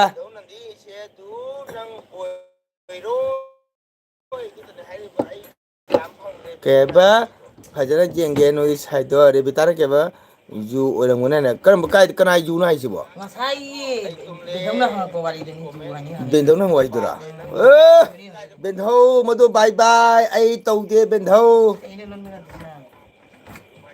ꯔꯦꯕꯤꯗꯥꯅ ꯀꯀꯥ ꯍꯥꯏ ꯀꯀꯥ ꯍꯥꯏ ꯃꯌꯦꯛ ꯁꯦꯡꯗꯦ ꯅꯟꯗꯤꯅ ꯕꯦꯟꯙꯧ ꯅꯟꯗꯤꯅ ꯃꯌꯦꯛ ꯁꯦꯡꯗꯦ ꯍꯥꯏꯗꯣꯛ Kari haina hygiene lon kari haina to ni. ꯇꯧꯕꯒꯤ ꯇꯧꯔꯣꯏꯗꯣꯏ ꯃꯥꯅꯦ ꯍꯥꯏ ꯀꯩꯕ ꯍꯥꯏꯗꯣꯛ ꯍꯥꯏꯖꯤꯟ ꯇꯧꯕꯗꯒꯤ ꯇꯧꯔꯣꯏꯗꯣꯏ ꯃꯥꯜꯂꯦꯅꯦ ꯑꯣ ꯍꯌꯦꯡ ꯑꯣ ꯍꯥꯏꯗꯣꯛ ꯍꯥꯏꯖꯤꯟ ꯇꯧꯔꯕ ꯍꯥꯏꯁꯦ ꯃꯌꯦꯛ ꯁꯦꯡꯗꯦ ꯍꯥꯏ ꯕꯦꯟꯙꯧ ꯅꯟꯗꯤ ꯑꯝꯇꯪ ꯌꯦꯡꯍꯧꯁꯦ ꯀꯔꯤꯅꯣꯒꯤ ꯕꯦꯟꯙꯧ ꯅꯟꯗꯤ ꯆꯪꯉꯨ ꯕꯦꯟꯙꯧ ꯁꯦꯡꯉꯕ ꯌꯦꯡꯉꯨꯗꯨ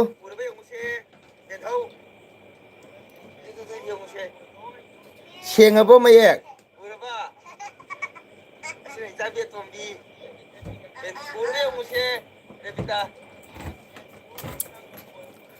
ꯀꯥꯏ ꯀ꯭ꯋꯥꯗꯣ Ko sa tin ngai. Ini siya dosa. Ini may lon na.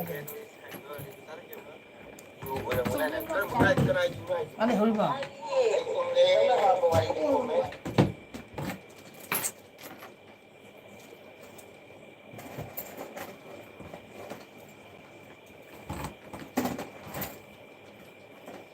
Nai be yung te. ꯅꯣꯏꯒꯤ ꯃꯆꯨ ꯊꯣꯏꯕꯤꯗꯣ ꯀꯔꯤ ꯈꯨꯟꯒꯤꯅꯣ ꯍꯥꯏ ꯖꯣꯏꯄꯨꯔꯒꯤꯅꯤ ꯕꯦꯟꯙꯧ ꯖꯣꯏꯄꯨꯔꯒꯤ ꯕꯦꯟꯙꯧ ꯖꯣꯏꯄꯨꯔꯒꯤ Taru ni tapi ama wali je. ꯑꯣꯖꯥ ꯑꯩꯈꯣꯏ ꯍꯣꯖꯥꯏꯒꯤ ꯏꯁꯩ ꯁꯛꯄ ꯑꯣꯖꯥ ꯕꯥꯕꯨ ꯄꯤꯁꯛꯇꯣ ꯈꯪꯕ꯭ꯔꯣ ꯈꯪꯉꯤꯅ ꯑꯣꯖꯥ ꯕꯥꯕꯨ ꯄꯤꯁꯛꯇꯣ ꯅꯣꯏꯒꯤ ꯍꯣꯖꯥꯏ ꯎꯗꯣꯏꯄꯨꯔ ꯁꯤꯕ ꯃꯟꯗꯤꯔꯗꯁꯨ ꯑꯩꯅ ꯁꯛꯑꯒ ꯃꯥꯅ ꯈꯣꯡꯃꯥꯡꯇꯣꯟ ꯆꯠꯈꯤ ꯃꯗꯩꯗꯤ ꯍꯣꯖꯥꯏ ꯍꯟꯗꯛꯀꯤ ꯒꯤꯇꯥ ꯃꯟꯗꯤꯔ ꯃꯅꯥꯛꯇꯁꯨ ꯂꯨꯍꯣꯡꯕ ꯑꯃ ꯁꯝꯃꯤ ꯑꯗꯨꯒꯁꯨ ꯅꯣꯏꯒꯤ ꯑꯣꯖꯥ ꯄꯤꯁꯛ ꯑꯣꯖꯥ ꯕꯥꯕꯨ ꯄꯤꯁꯛꯅ ꯄꯂꯥ ꯌꯥꯎꯈꯤ Jara mana jara? Mana jara? Kita mana? ꯕꯥꯕꯨ ꯄꯤꯁꯛ ꯈꯪꯉꯤ ꯕꯥꯕꯨ ꯄꯤꯁꯛꯇꯣ ꯅꯣꯏꯒꯤ ꯑꯣꯖꯥꯔꯣ ꯀꯀꯥ ꯗꯣꯆꯥ ꯃꯌꯥꯝ ꯎꯔꯦ ꯀꯥꯏꯗ ꯎꯔꯤꯕ ꯍꯥ ꯑꯣꯖꯥ ꯕꯥꯕꯨ ꯄꯤꯁꯛꯇꯣ ꯑꯩꯒꯤ ꯄꯨꯄꯨꯅꯤ ꯑꯣꯀꯦ ꯄꯨꯄꯨ ꯂꯩꯔꯤꯉꯩꯗ ꯅꯪꯁꯨ ꯐꯖꯅ ꯇꯝꯍꯧꯔꯣ ꯄꯨꯄꯨꯗꯒꯤ ꯏꯁꯩꯗꯣ ꯀꯣ ꯅꯪ ꯍꯧꯖꯤꯛ ꯏꯁꯩ ꯁꯛꯏꯕꯣ ꯏꯁꯤꯡ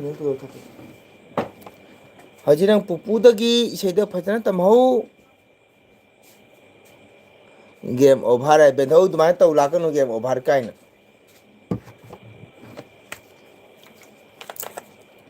Si kamay wali ba? Vậy cái gì thôi đó hả? ꯔꯦꯕꯤꯇꯥ ꯗꯣꯟꯆꯥ ꯀꯥꯏꯗ ꯎꯔꯤꯕ ꯅꯪꯅ ꯑꯝꯇ ꯍꯥꯏꯔꯛꯑꯣ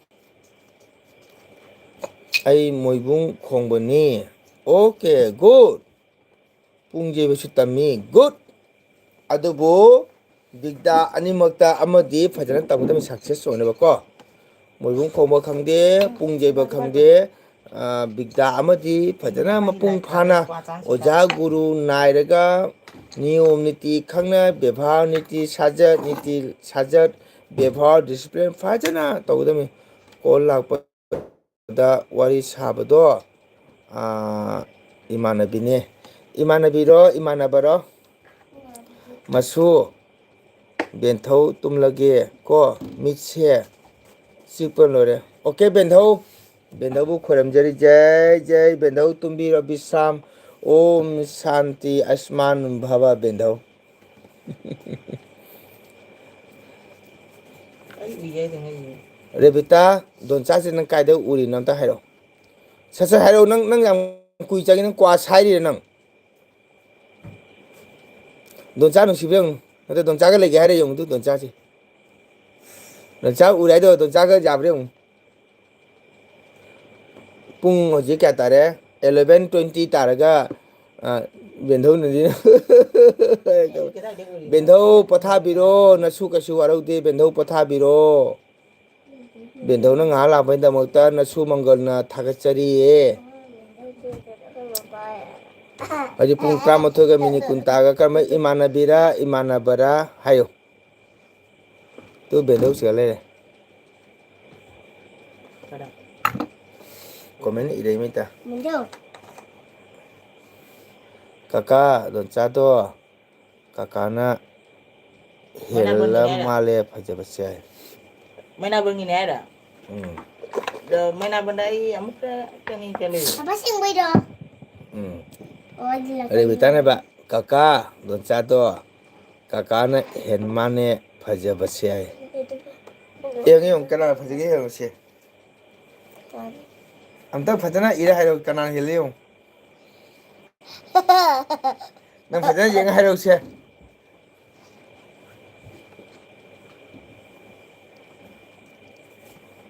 Ấy không nghe hay rồi. Cuma nama. Orang không nghe không nghe.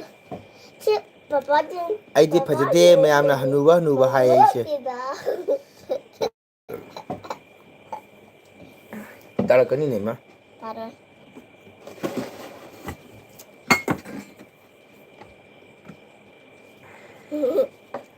keba Beba. don cha to jaipur gi bemsa khangbra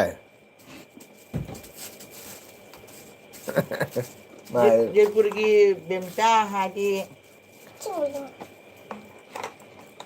bemca mấy am này nè. bemsa mayam le yaye don cha do jaipur gi bemsa khangbra kaya no gi hanu to kemya Rambanu. mana bo ngita kai parati Emang gua. hemango khangbra hemango ke thoi ga Tak tahu. hemango do don cha gi ta chau ni Kenapa pun? moi sagai gi Itu harus. rebita tabro hemango do don cha gi moi ta chau ni ta chau de ni ibai kong thong ma de hemango do ai di ibai ni rebita Macam apa? Udah gua. kakana video mayam thangari diti hai o duga ubjani mai je nangsu video semo kaka jenge Emang gua udah di làm này. hemango de don cha la me moi sagai ni hemango do Emang ini luang dari kalau. hemani lu hom de la ma do adagi de hemango do sora kamara samba sago bani wang chawa jam peng peng ang do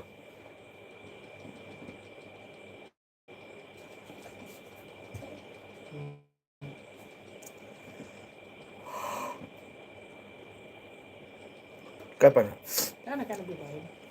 apa mau karam to sini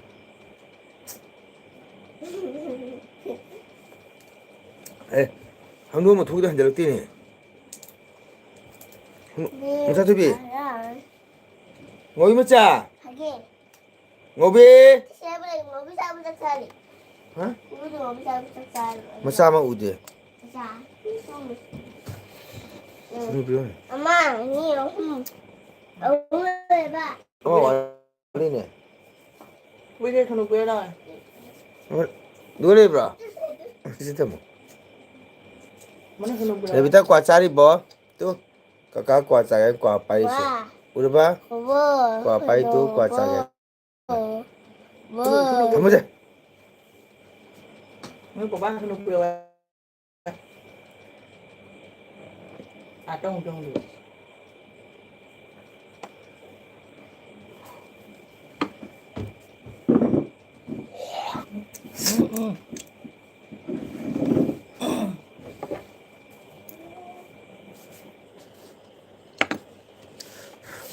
레비타는 과짜라보 난 과안 빠면 되냐 되지 신을 찾아 꺾다 뭘 과안 쎄 레비타지 쟤는 리바이데 마 이제는 항아리 란 그냥 밤 잡아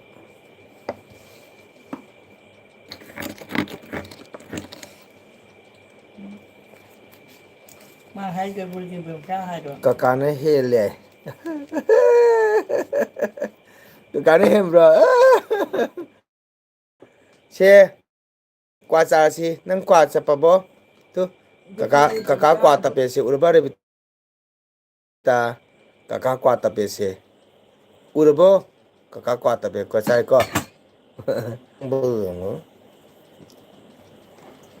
Không được con hai rồi là.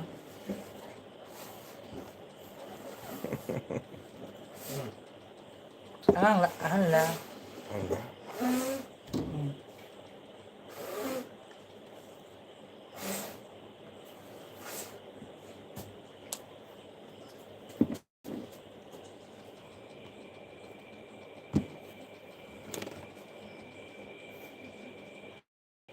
시간이 올다.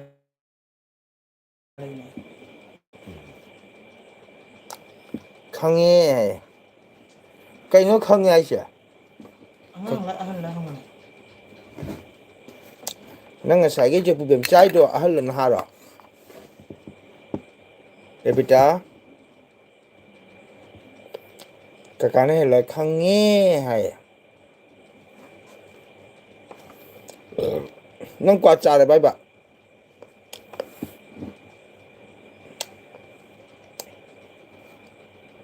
hemang go gi kanggu thok pa ni bem cha do ai ka na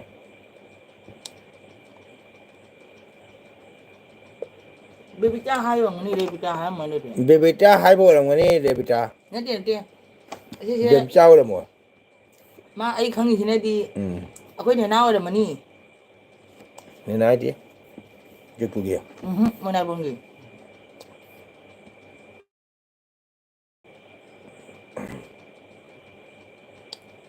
너 군대 내나 해 강나 브랑. ngang ba pha ba ne 너 군대 내나 해 강랑 마. ngươi khun ne na hai da khang bra ngang ba pha ba ne mo na bong gi da ba bem chai do 낫티 해. 난 해 데비자 제. 내나 거 브랑 너 군.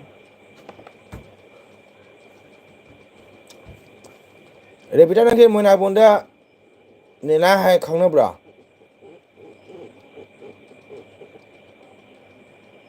re bita mo na bong da nang ke ne na hai khang na bra hai ba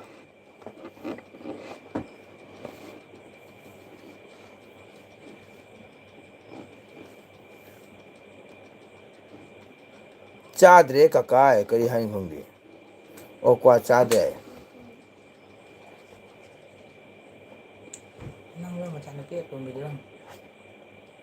bem chai do hemang go ma chan pi dro 낫티 데비자 제 해만 거 chán cái tụi mình đường.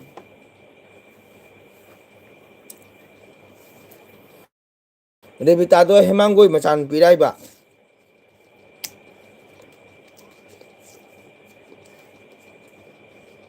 데비자 나이세 해만 거 마.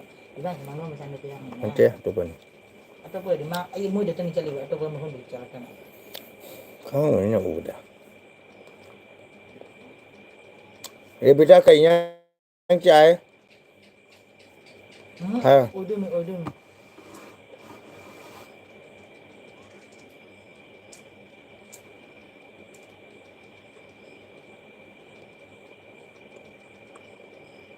iban mau chán cái tụi mình nhá sao je na to ba sai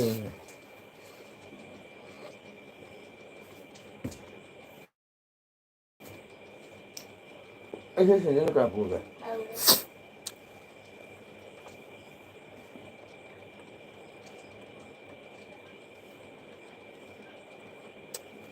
don cha se che ne da wang ang ba hai ti khang ba su jieng bu ni cái mà được không được re bita ta bra don cha se lb da wang ang ba hai ti kham ba ne mai ju ma sa u ri chen lo da mi ai không được ai cho máy không được có cái được cái không nơi thì không được u lo khang mo ni ya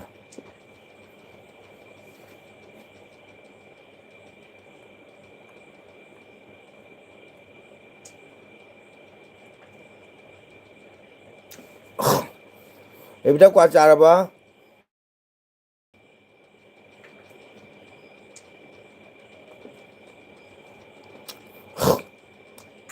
re bita kwa cha ba ba ai kwa cha to nang na ka ga ma ne kwa cha ba bi to to u de ba sa sa khum wai ba nang khum yam choli ba tal li ba shaung ning ne bo nang na pam je ba shi de chak la kya ba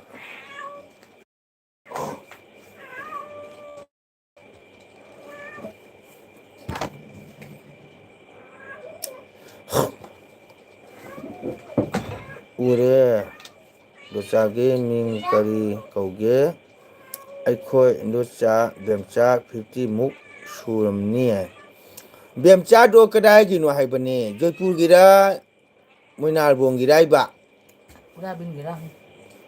ꯀꯗꯥꯏꯒꯤꯅꯣ ꯍꯥꯏꯕ ꯕꯦꯝꯆꯥꯁꯦ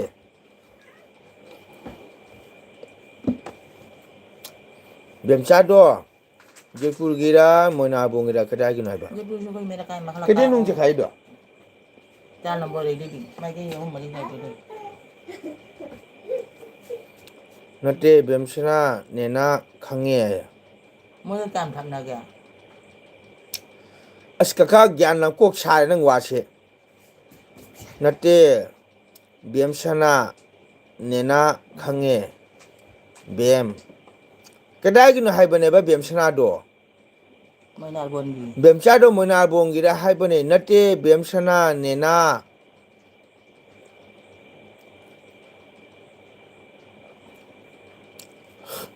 ꯕꯦꯝ ꯍꯥꯏꯔ ꯈꯪꯉꯦ ꯍꯥꯏꯗꯣ ꯖꯣꯏꯄꯨꯔꯒꯤꯔ ꯃꯣꯏꯅꯥꯔꯕꯣꯡꯒꯤꯔ ꯍꯥꯏꯕ ꯕꯦꯝꯆꯥꯗꯣ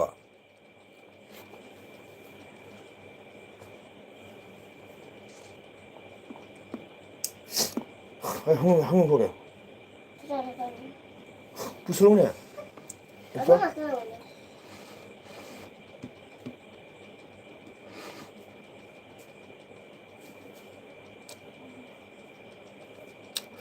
니네기 마마 레이키드래. ꯑꯁ ꯅꯪ ꯀꯣꯏꯅ ꯉꯥꯡꯉꯦ ꯕꯦꯝꯆꯥꯗꯣ ꯖꯣꯏꯄꯨꯔꯒꯤꯔ ꯃꯣꯏꯅꯥꯔꯕꯣꯡꯒꯤꯔ ꯍꯥꯏꯕꯅꯦꯕ ꯀꯀꯥꯅ ꯍꯪꯉꯤꯁꯦ Mandau lagi dia hai ni. Bim sana kan ni nagi mana ni mandau. ꯅꯦꯅꯥꯒꯤ ꯃꯃꯥ ꯂꯩꯈꯤꯗ꯭ꯔꯦ Mandau. ꯀꯗꯥꯏꯒꯤꯅꯣ Mana albongi. ꯃꯣꯏꯅꯥꯔꯕꯣꯡꯒꯤꯔ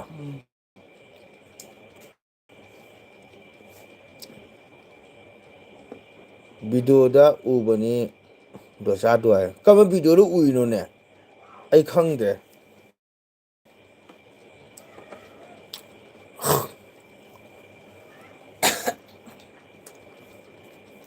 ꯃꯥ ꯍꯥꯏꯁꯦ ꯚꯥꯞ ꯇꯥꯗꯦ Nanti video dah ui hai nak nama hai saya. ꯚꯤꯗꯤꯑꯣꯗ ꯎꯕꯅꯤ ꯗꯣꯆꯥꯗꯣ ꯍꯥꯏ ꯀꯅꯥ ꯗꯣꯆꯥꯅꯣ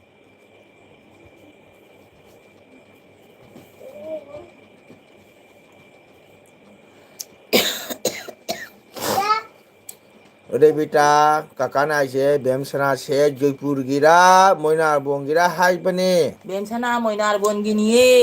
ꯑꯣ Mandau ki masa ni pisak ki masa. ꯑꯣ Pisak mandau. Bim sana kan ni na.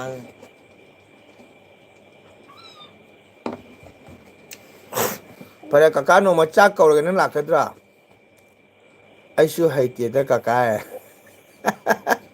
ꯅꯪꯅꯦ ꯌꯥꯝ ꯍꯩꯅꯨ ꯋꯥ ꯉꯥꯡꯕꯗ Ma saya hai gitu. Bimsa itu Bimsa tu kan Jepur melakai mekalakai ong lekai cana boleh itu di.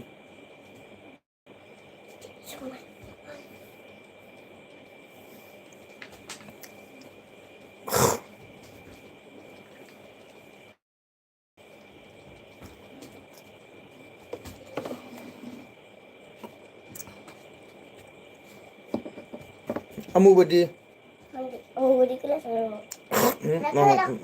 ꯃꯉꯣꯟ ꯊꯣꯛꯈꯤ Mau tuh ya itu lagi. Baca dong sama.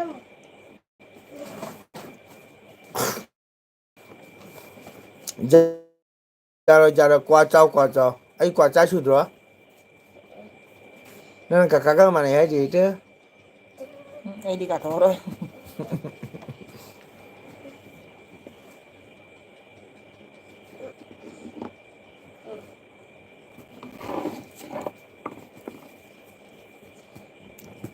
ꯑꯣ ꯖꯣꯏꯄꯨꯔ ꯅꯤꯉꯣꯜꯅꯦ ꯍꯥꯏꯁꯤꯗꯤ Jepur ni kan main agon dia lebar.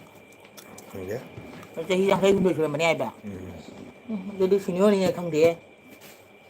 Rok kat sana ni keng yang kayak gitu. Ya, mana sih? Mati. Andi sini orang ni nak kang dia. ꯑꯣ ꯃꯃꯥ ꯑꯅꯤ ꯁꯨꯕꯅꯦ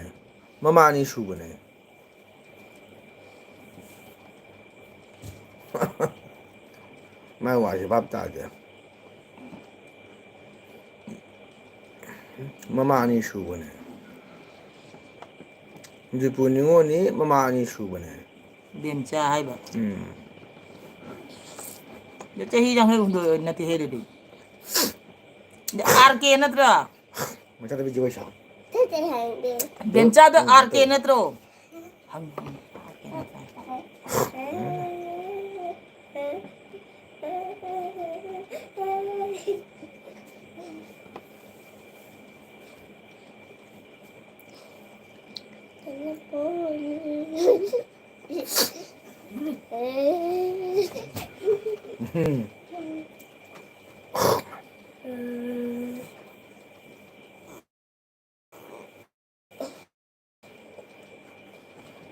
레비다 정도 있잖아 비 돈비. 언제 투비? 너 뭐밍 하이고. Olivia 도자. Olivia 파장 도자. Olivia 아이기 뭐밍? Ayumin cái cái Olivia à class kia nó hay thôi One phải thế này cô mà không dạ One phải class one hay cô One à khởi tới lão Có gì đâu phải thế này này tôi cha để bị ta Đừng ra thì người ta không nhìn ta đâu khởi tới cha chi Đừng chắc chắn gì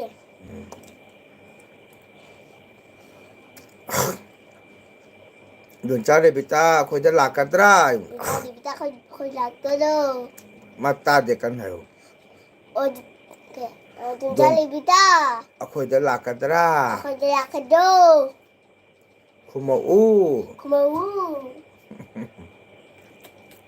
Mà thấy 뱀자도 RK vào.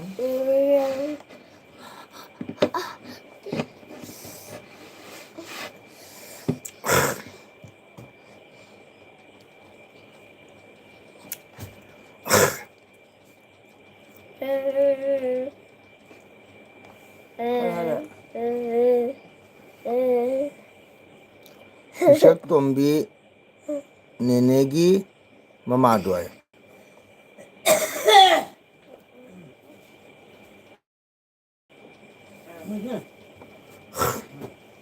비석도 비디오 아사기들이 아코이 메나 뱀스나이 마마니네.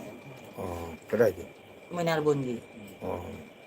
에 항이 되냐 마 사이 뱀사 항이다.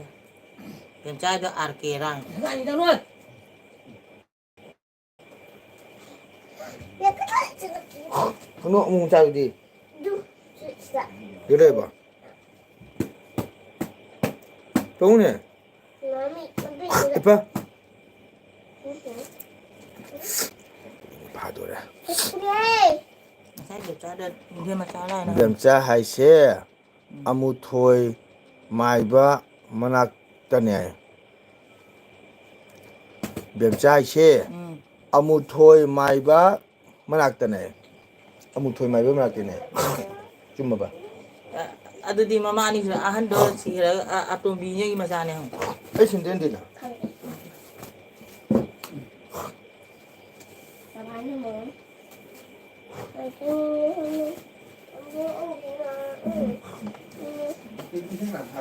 Aku thara mi. Aku sampai lagi dah kintu leh.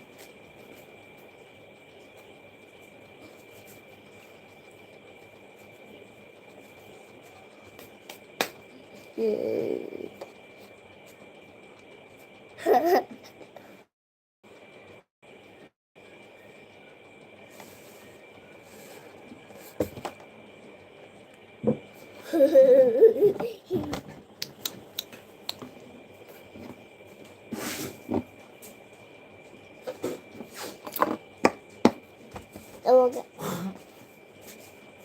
Papa 응? Sana sini Balik ke kartun 저 TV 가 타요 헐 Eh, dah TV 털죠 Ah, itulah Yang sini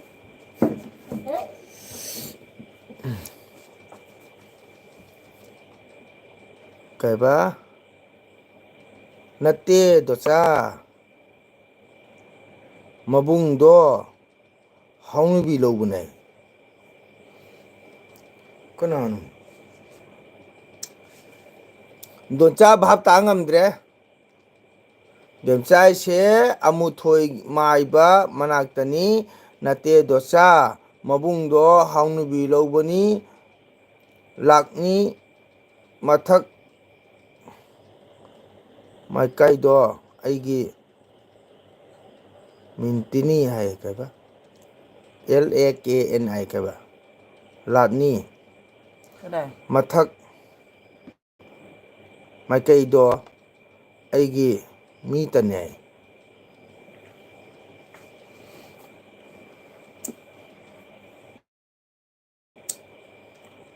Mà cũng không nó quỳ lừ hay vậy. Doncha bhang tangamdre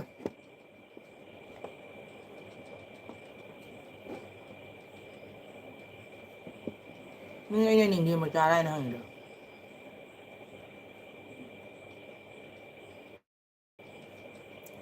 Mabung do Haunubi lobune kanana khangde Đưa RK ra không mà. RK rai mabung Haunubi loito Biểm cha thì RK ra không vậy.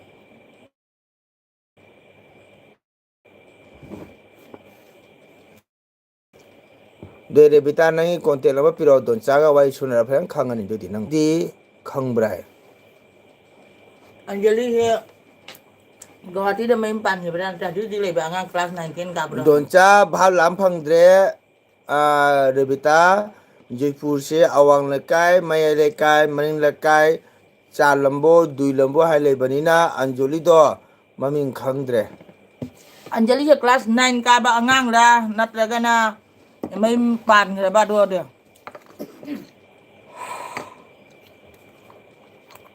Main pan ba đua di aku lengan ni. Ai mana bi Anjali angang di aku cek mati hen ka. hojikta sumle Cái nó hơi tới chung này. ma singang jam kata thang mani ko singang ja direct hai da me becha Jaipur ningon Anjali di khangbra hanga mana hojikta sumle nang kadar thang nu sasar hairo Anh hàng được anh ni ma hàng được chung ngay gì đi ada. Kaiba Manau ni pida Palar bonda ong bane nang koi koi ngang no Anjali mapa min ke kawi hayo kai sage na hayo nang kakara sana le nang manang no pido palar bonda ong bani ado Anjali gi mapa mama min hayo kai sage na hayo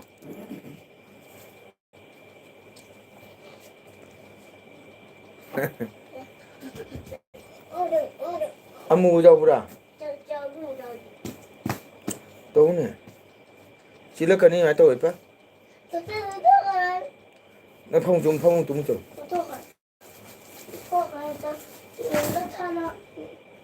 nó không đúng mà giàu tiền này giàu giàu đây biết tao Anjali gi mama maping mama mapang hai do lôi xe lấy cái cài lôi xe lấy cái cài nâng nè nâng ngầm thùng cha thì vẫn cả cái lên nó mà lại co mà chim nào cả bao nhiêu nào. to mang xin lôi xe lấy cái hai đấy mang hay quá sẽ tao ta thế Anjali mà phải hai chú khăng thế don cha thì 2012 là mình palak pani na mang chú bắp tôi làm phăng thế bà co rồi sau nó bắt cả này chứ don cha chú làm phăng thế bà không ra gian làm phăng thế mà pa mà mình sao cái đài thì khăng cái đó don Jaipur ai đi awang lekai maning lekai maya lekai cha lambo tin lambo du lambo le bani ne mang chú bắp tangam de don cha chú ko no ma kaka cha kau ra ge nang akhoi da aduga don cha ga phajang wari wa khom sunarasi jarabo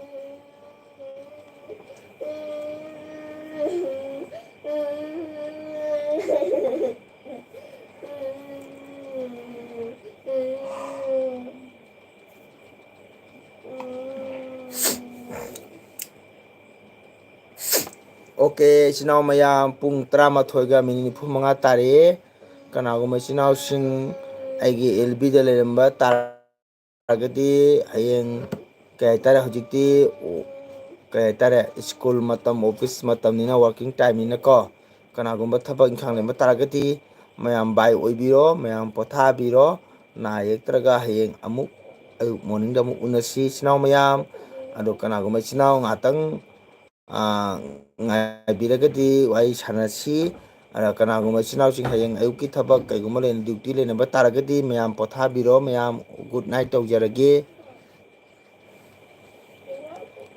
RK nate ay mana mo hawale singkong RK nate ay masaya Anjali da mamita do Anjali ke bem charo mana bemchagi mama mapa minga hairo lore okay good night ora choja thank you itelo good night okay vector cooking na kanano palai bonda mayum palito hare vector se kanano hitalai thank you welcome vector aiju khangde kanano palai bonda mayum palito joypur ningo ni haiko palai bonjum paliji vector la bati like to biramo ko vector cooking se palai bon ningo la kanano palai bonda mayum palito hai hangai snadi palai bongo oram tare adon pise palai bonjum pale joypur gini ko ladi vector like to biramo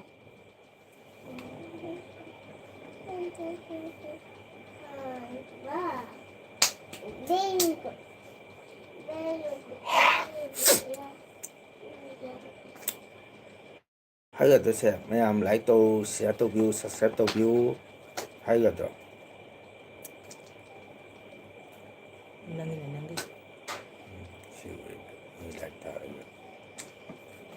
like done vector thank you vector welcome alko vector palai bongi ro antang khumau ne thieng na palai bongi ro ichan rebita anjuri do mayum pale aikhoi khunda mama mapa sire nupi nata kokpani macha ama mayum pande aduna ngasai palai bon jum pale haibato maming kei kauge haibane ichan nungsibi rebita palai bon mayum palito kariming kawi aigi nungsirebi ichan rebita palai bon jum palito kariming kawi mama mayim pande ko na mayim pande pande pe bole bole tin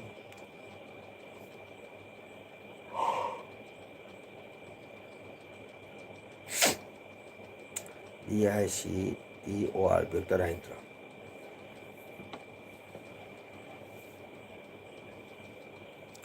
cooking block hairo palai bongi mira kadai gino palai bon jum palida kanano hangido kanano palai bongira amtang haibirmo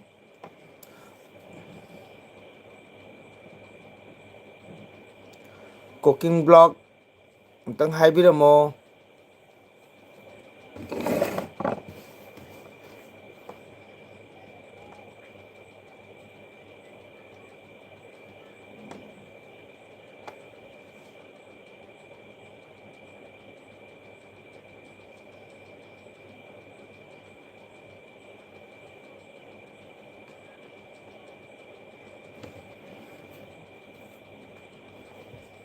Iribitasi kanano rebitana ba donchana bemchagi mama ama siraga ama lobudo chumi haibani kakagi nati ai sikyan nam phangde wai sin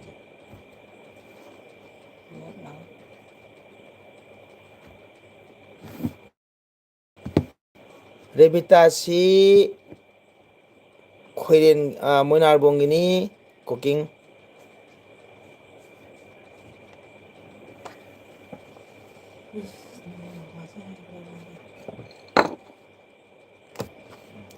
खितंग है संगत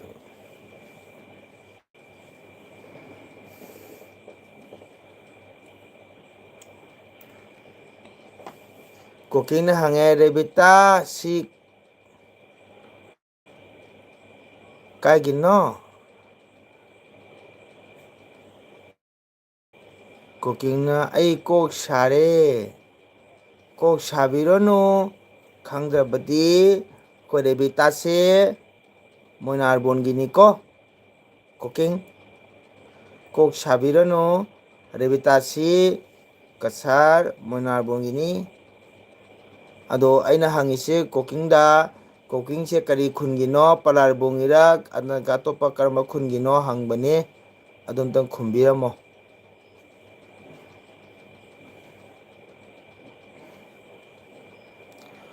पलार बोंदा पानबदो इंद्रानी कौबने हाँ इंद्रानी कौबने अदो cooking खंगबो Palar बोंदा जुम पालिदो इंद्रानी कौबने ये ओदे दी मैं मामा पाले सीगरा नंग खंब्रा हम्म ओ दोनचा हइता बाप तारे नंग दीदी पालबदो सीनियो नहीं है जाम सिनो ने इंद्रानी दो सीनियो नहीं मिया अकोई चितोनो की पलार बोंका हम पाली चितोनो ही नंगा पलार बोंका हम हम दिए माँ करा दे पान बदे दिया इंद्रानी है दिखा इन्हीं पाद वाइन तो बनी हम उन्हीं पाद वाइन तो बरा हम इंद्रानी दो निपाद माय तो उबरा है इंद्रानी मैं मची ना उधर माता नहीं पाद है ना ओ बेमचागे मपादो हंदकता सीखरबने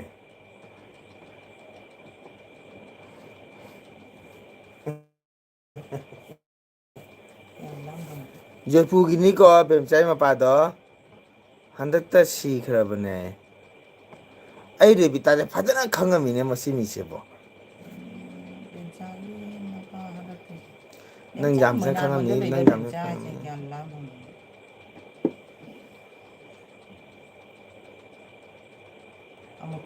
अस कुकिंग न मो हंगरे अतैना करी कौवे है ओ अइना हंगिसे कुकिंग सु भाप ताबियो रेबिता न हरे बेमचागी मपाद हंदक सीखरबनी मचान पिना परामइन पामे इंद्रानी कौई हाये अतैना करी कौगे मखा तादसु वारिदो फाउनद्रेबको अरे कुकिंग न करी लमगिनो करी खुंगिनो तुम हाइबिरो खुंबिरो रेबिता न हायरेतना पलाय बोंदा पानबदो इंद्रानी कौबनी मपादो हंदकता लेतबने हायरेतना अरे कुकिंग न मु अतैना करी कौवे हंगबदुदी अदुयामदा माके थियोरी वारिदुदी आइसु खंगमद्रेको अदो कुकिंग जे कई लमगिनो तंग हाइबिरमो अदुयाम कुप्पा मागी लेलेसंगी थियोरी दुदी अखोइसु खंगमद्रेको अरे बितादी आइगी इचनीना खंगनबने सुम हाइने बेवारिनी अदो अदुयामना जयंता पपाय ग्यामेन तादेदा नोय वारी सिंजे ग्यामेन तादेदा जयंता पपाय करी हाइने ग्यामेन तादरे बसे कुकिंग जे करी खुंगिनो ता हाइबियो हाइबनिदा हंगिबो हंगदोई पाखुमदो पियो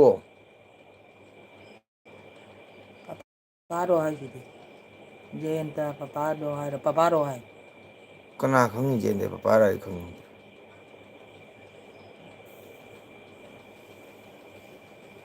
जे पुरी जेंदे को बोलिब्रो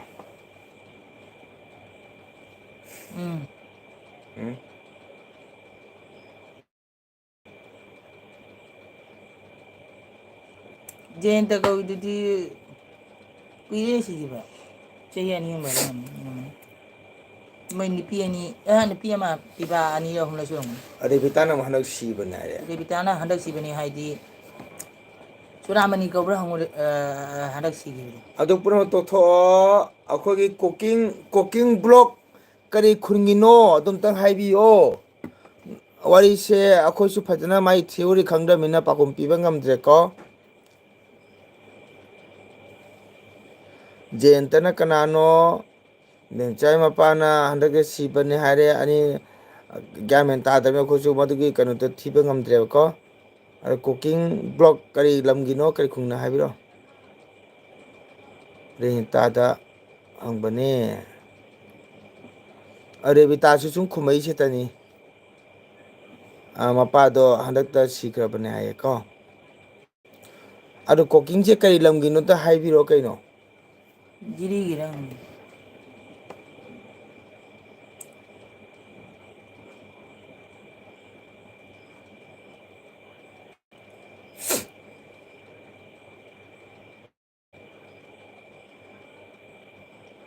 Hai kena Revita na.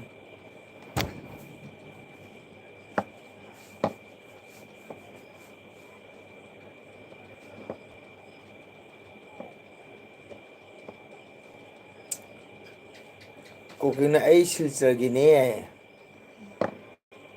Okay, silsar gi silsar kay phangino Na girang. Revita na ba sagena jori do nupa dma to bunai para mun tha jabu do Jadi Angelina te. kaya Indrani do. Indrani nupa dma to bunai Jadi ceramah ni kawi mapado. para mun kai mun tha ji Khang de bo. Kui ya khoi sini wo ni. Ni chito na te le ni. Indrani hai do.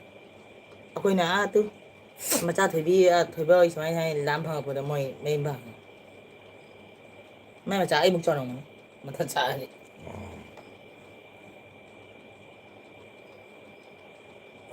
Indrani ju buningon para mun hon khang ni para mun kai mun tha Ahan wo ne mani hadi. Sai jangai gunda sura din hawa le ngura. no mana kira Hadi he. Oi je amun thoi mana kin hai di ma.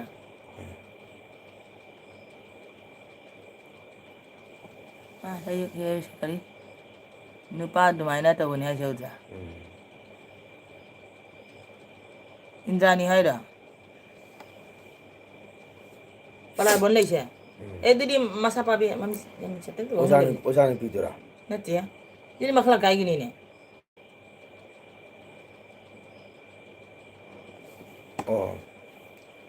Revita na ba kuira mane piro loi ke ba loi driba khangdriye ya masagi mai ba do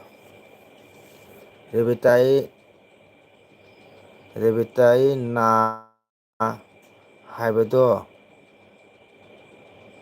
chaubro ai kori Revita da hangi mare Revita ai na haibado chaubro ai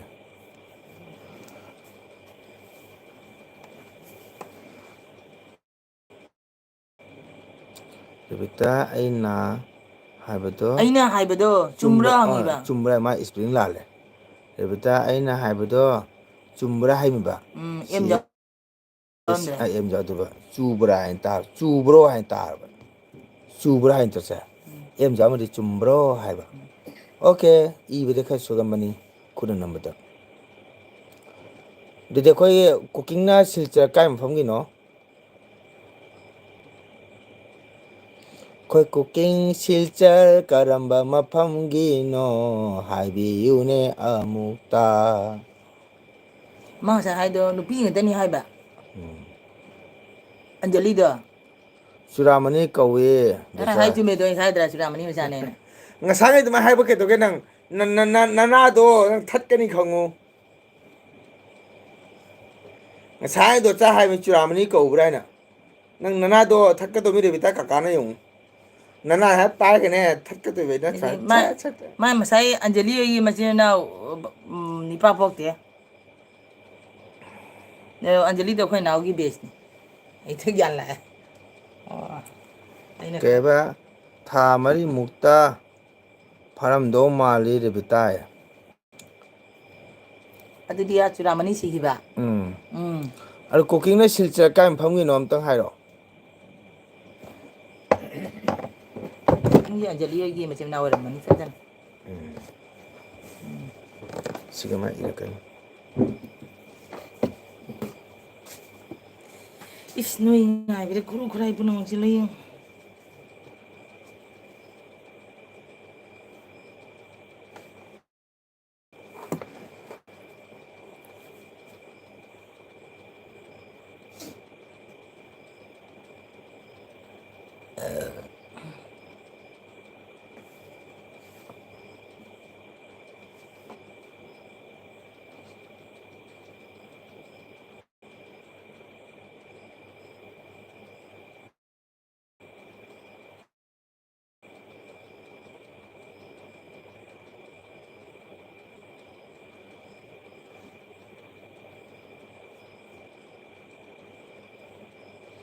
이래 또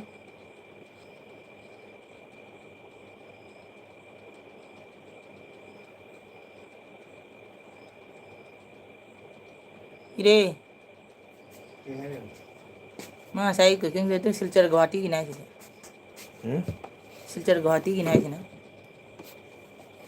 Maharashtra पलापुर Jayant S ओइरमगनी है 시스터 과티기네 막시 빨알본기 제인트 다다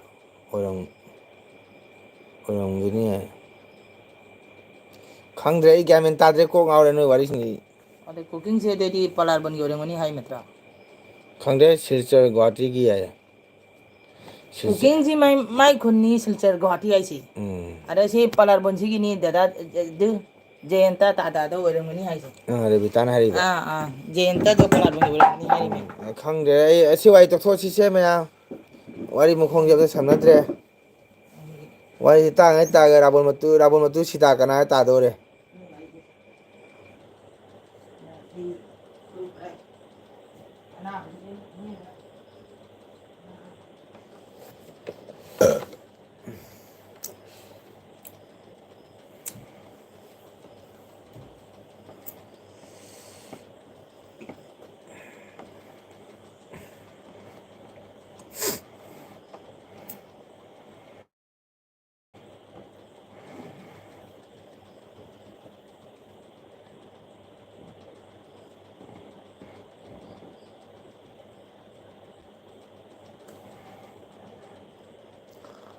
레비탄 오호 다다 제인트라 레비타 제는 레이브로 레비타 제는 파이데 막 제는 파이데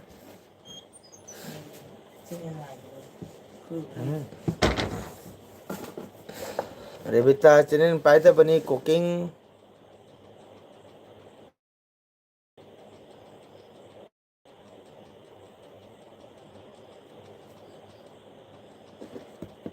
레비타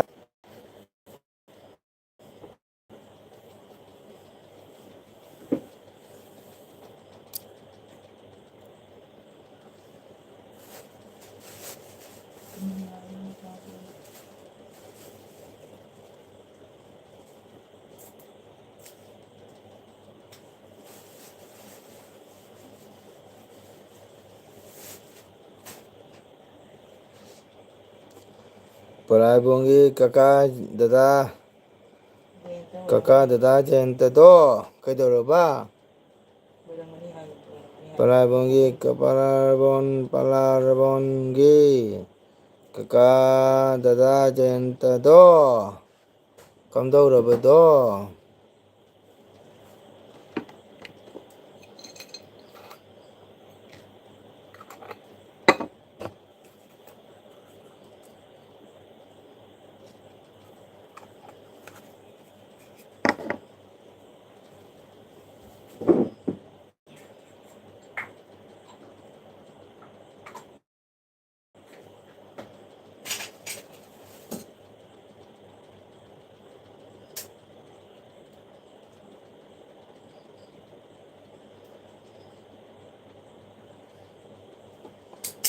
okay तारे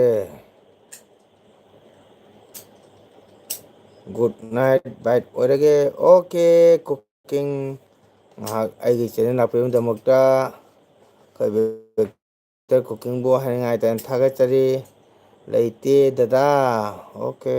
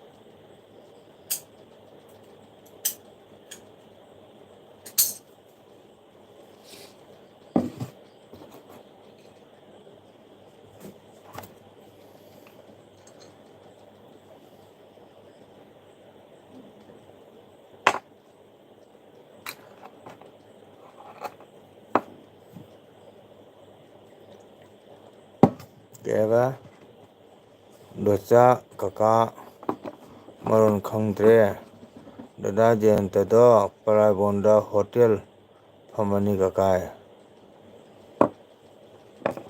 ꯖꯦꯟꯇ ꯍꯥꯏꯗ ꯄꯂꯥꯔꯕꯣꯟ hotel ꯐꯝꯕꯅꯦ ꯍꯥꯏꯕ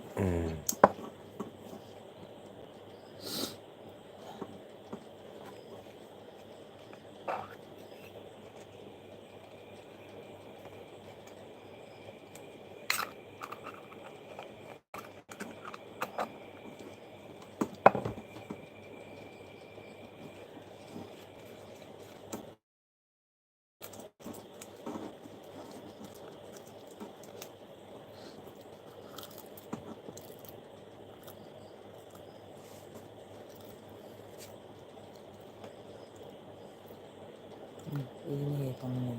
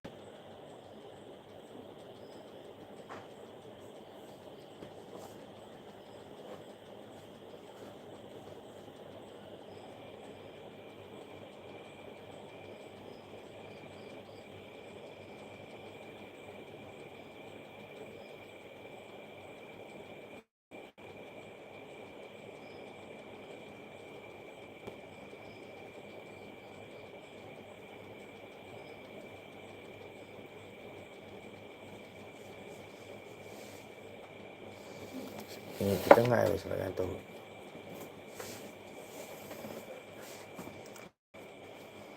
Okay, Revita, good night orasi nang suwaram ni tumning amani ko. Nang di pungani ba bani kakari tumning e wala changse. Good night orasi. Mani jam dire ko. 53. Kitang ngayos ro gitu ba.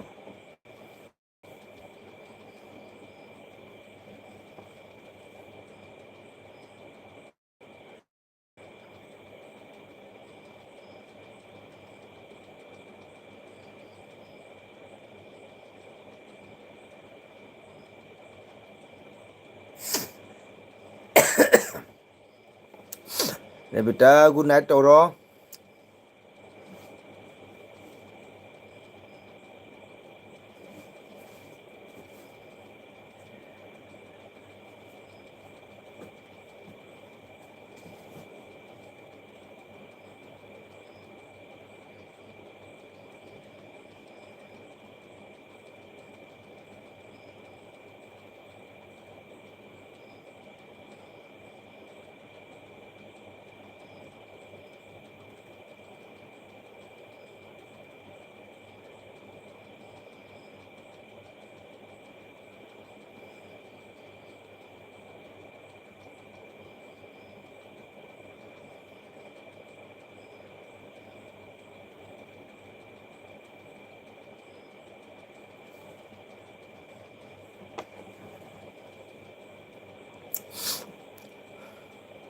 Revita lebo, good night toro.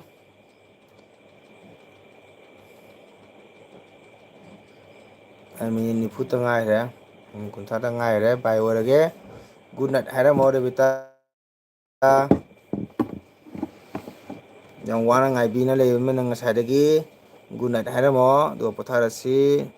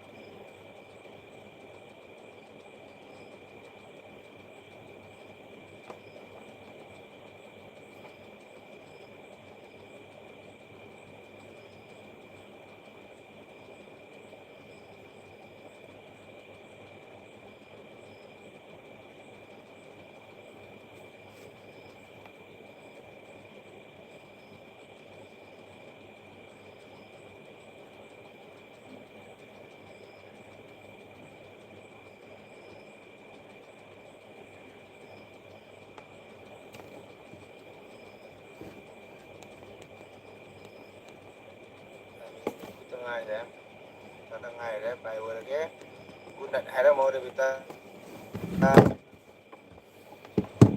yang wana ngai bina le men ngasai dagi good night haira mo yo potharasi Revita good night hairo thamse potharase only mini om ta ngaire good night hairo se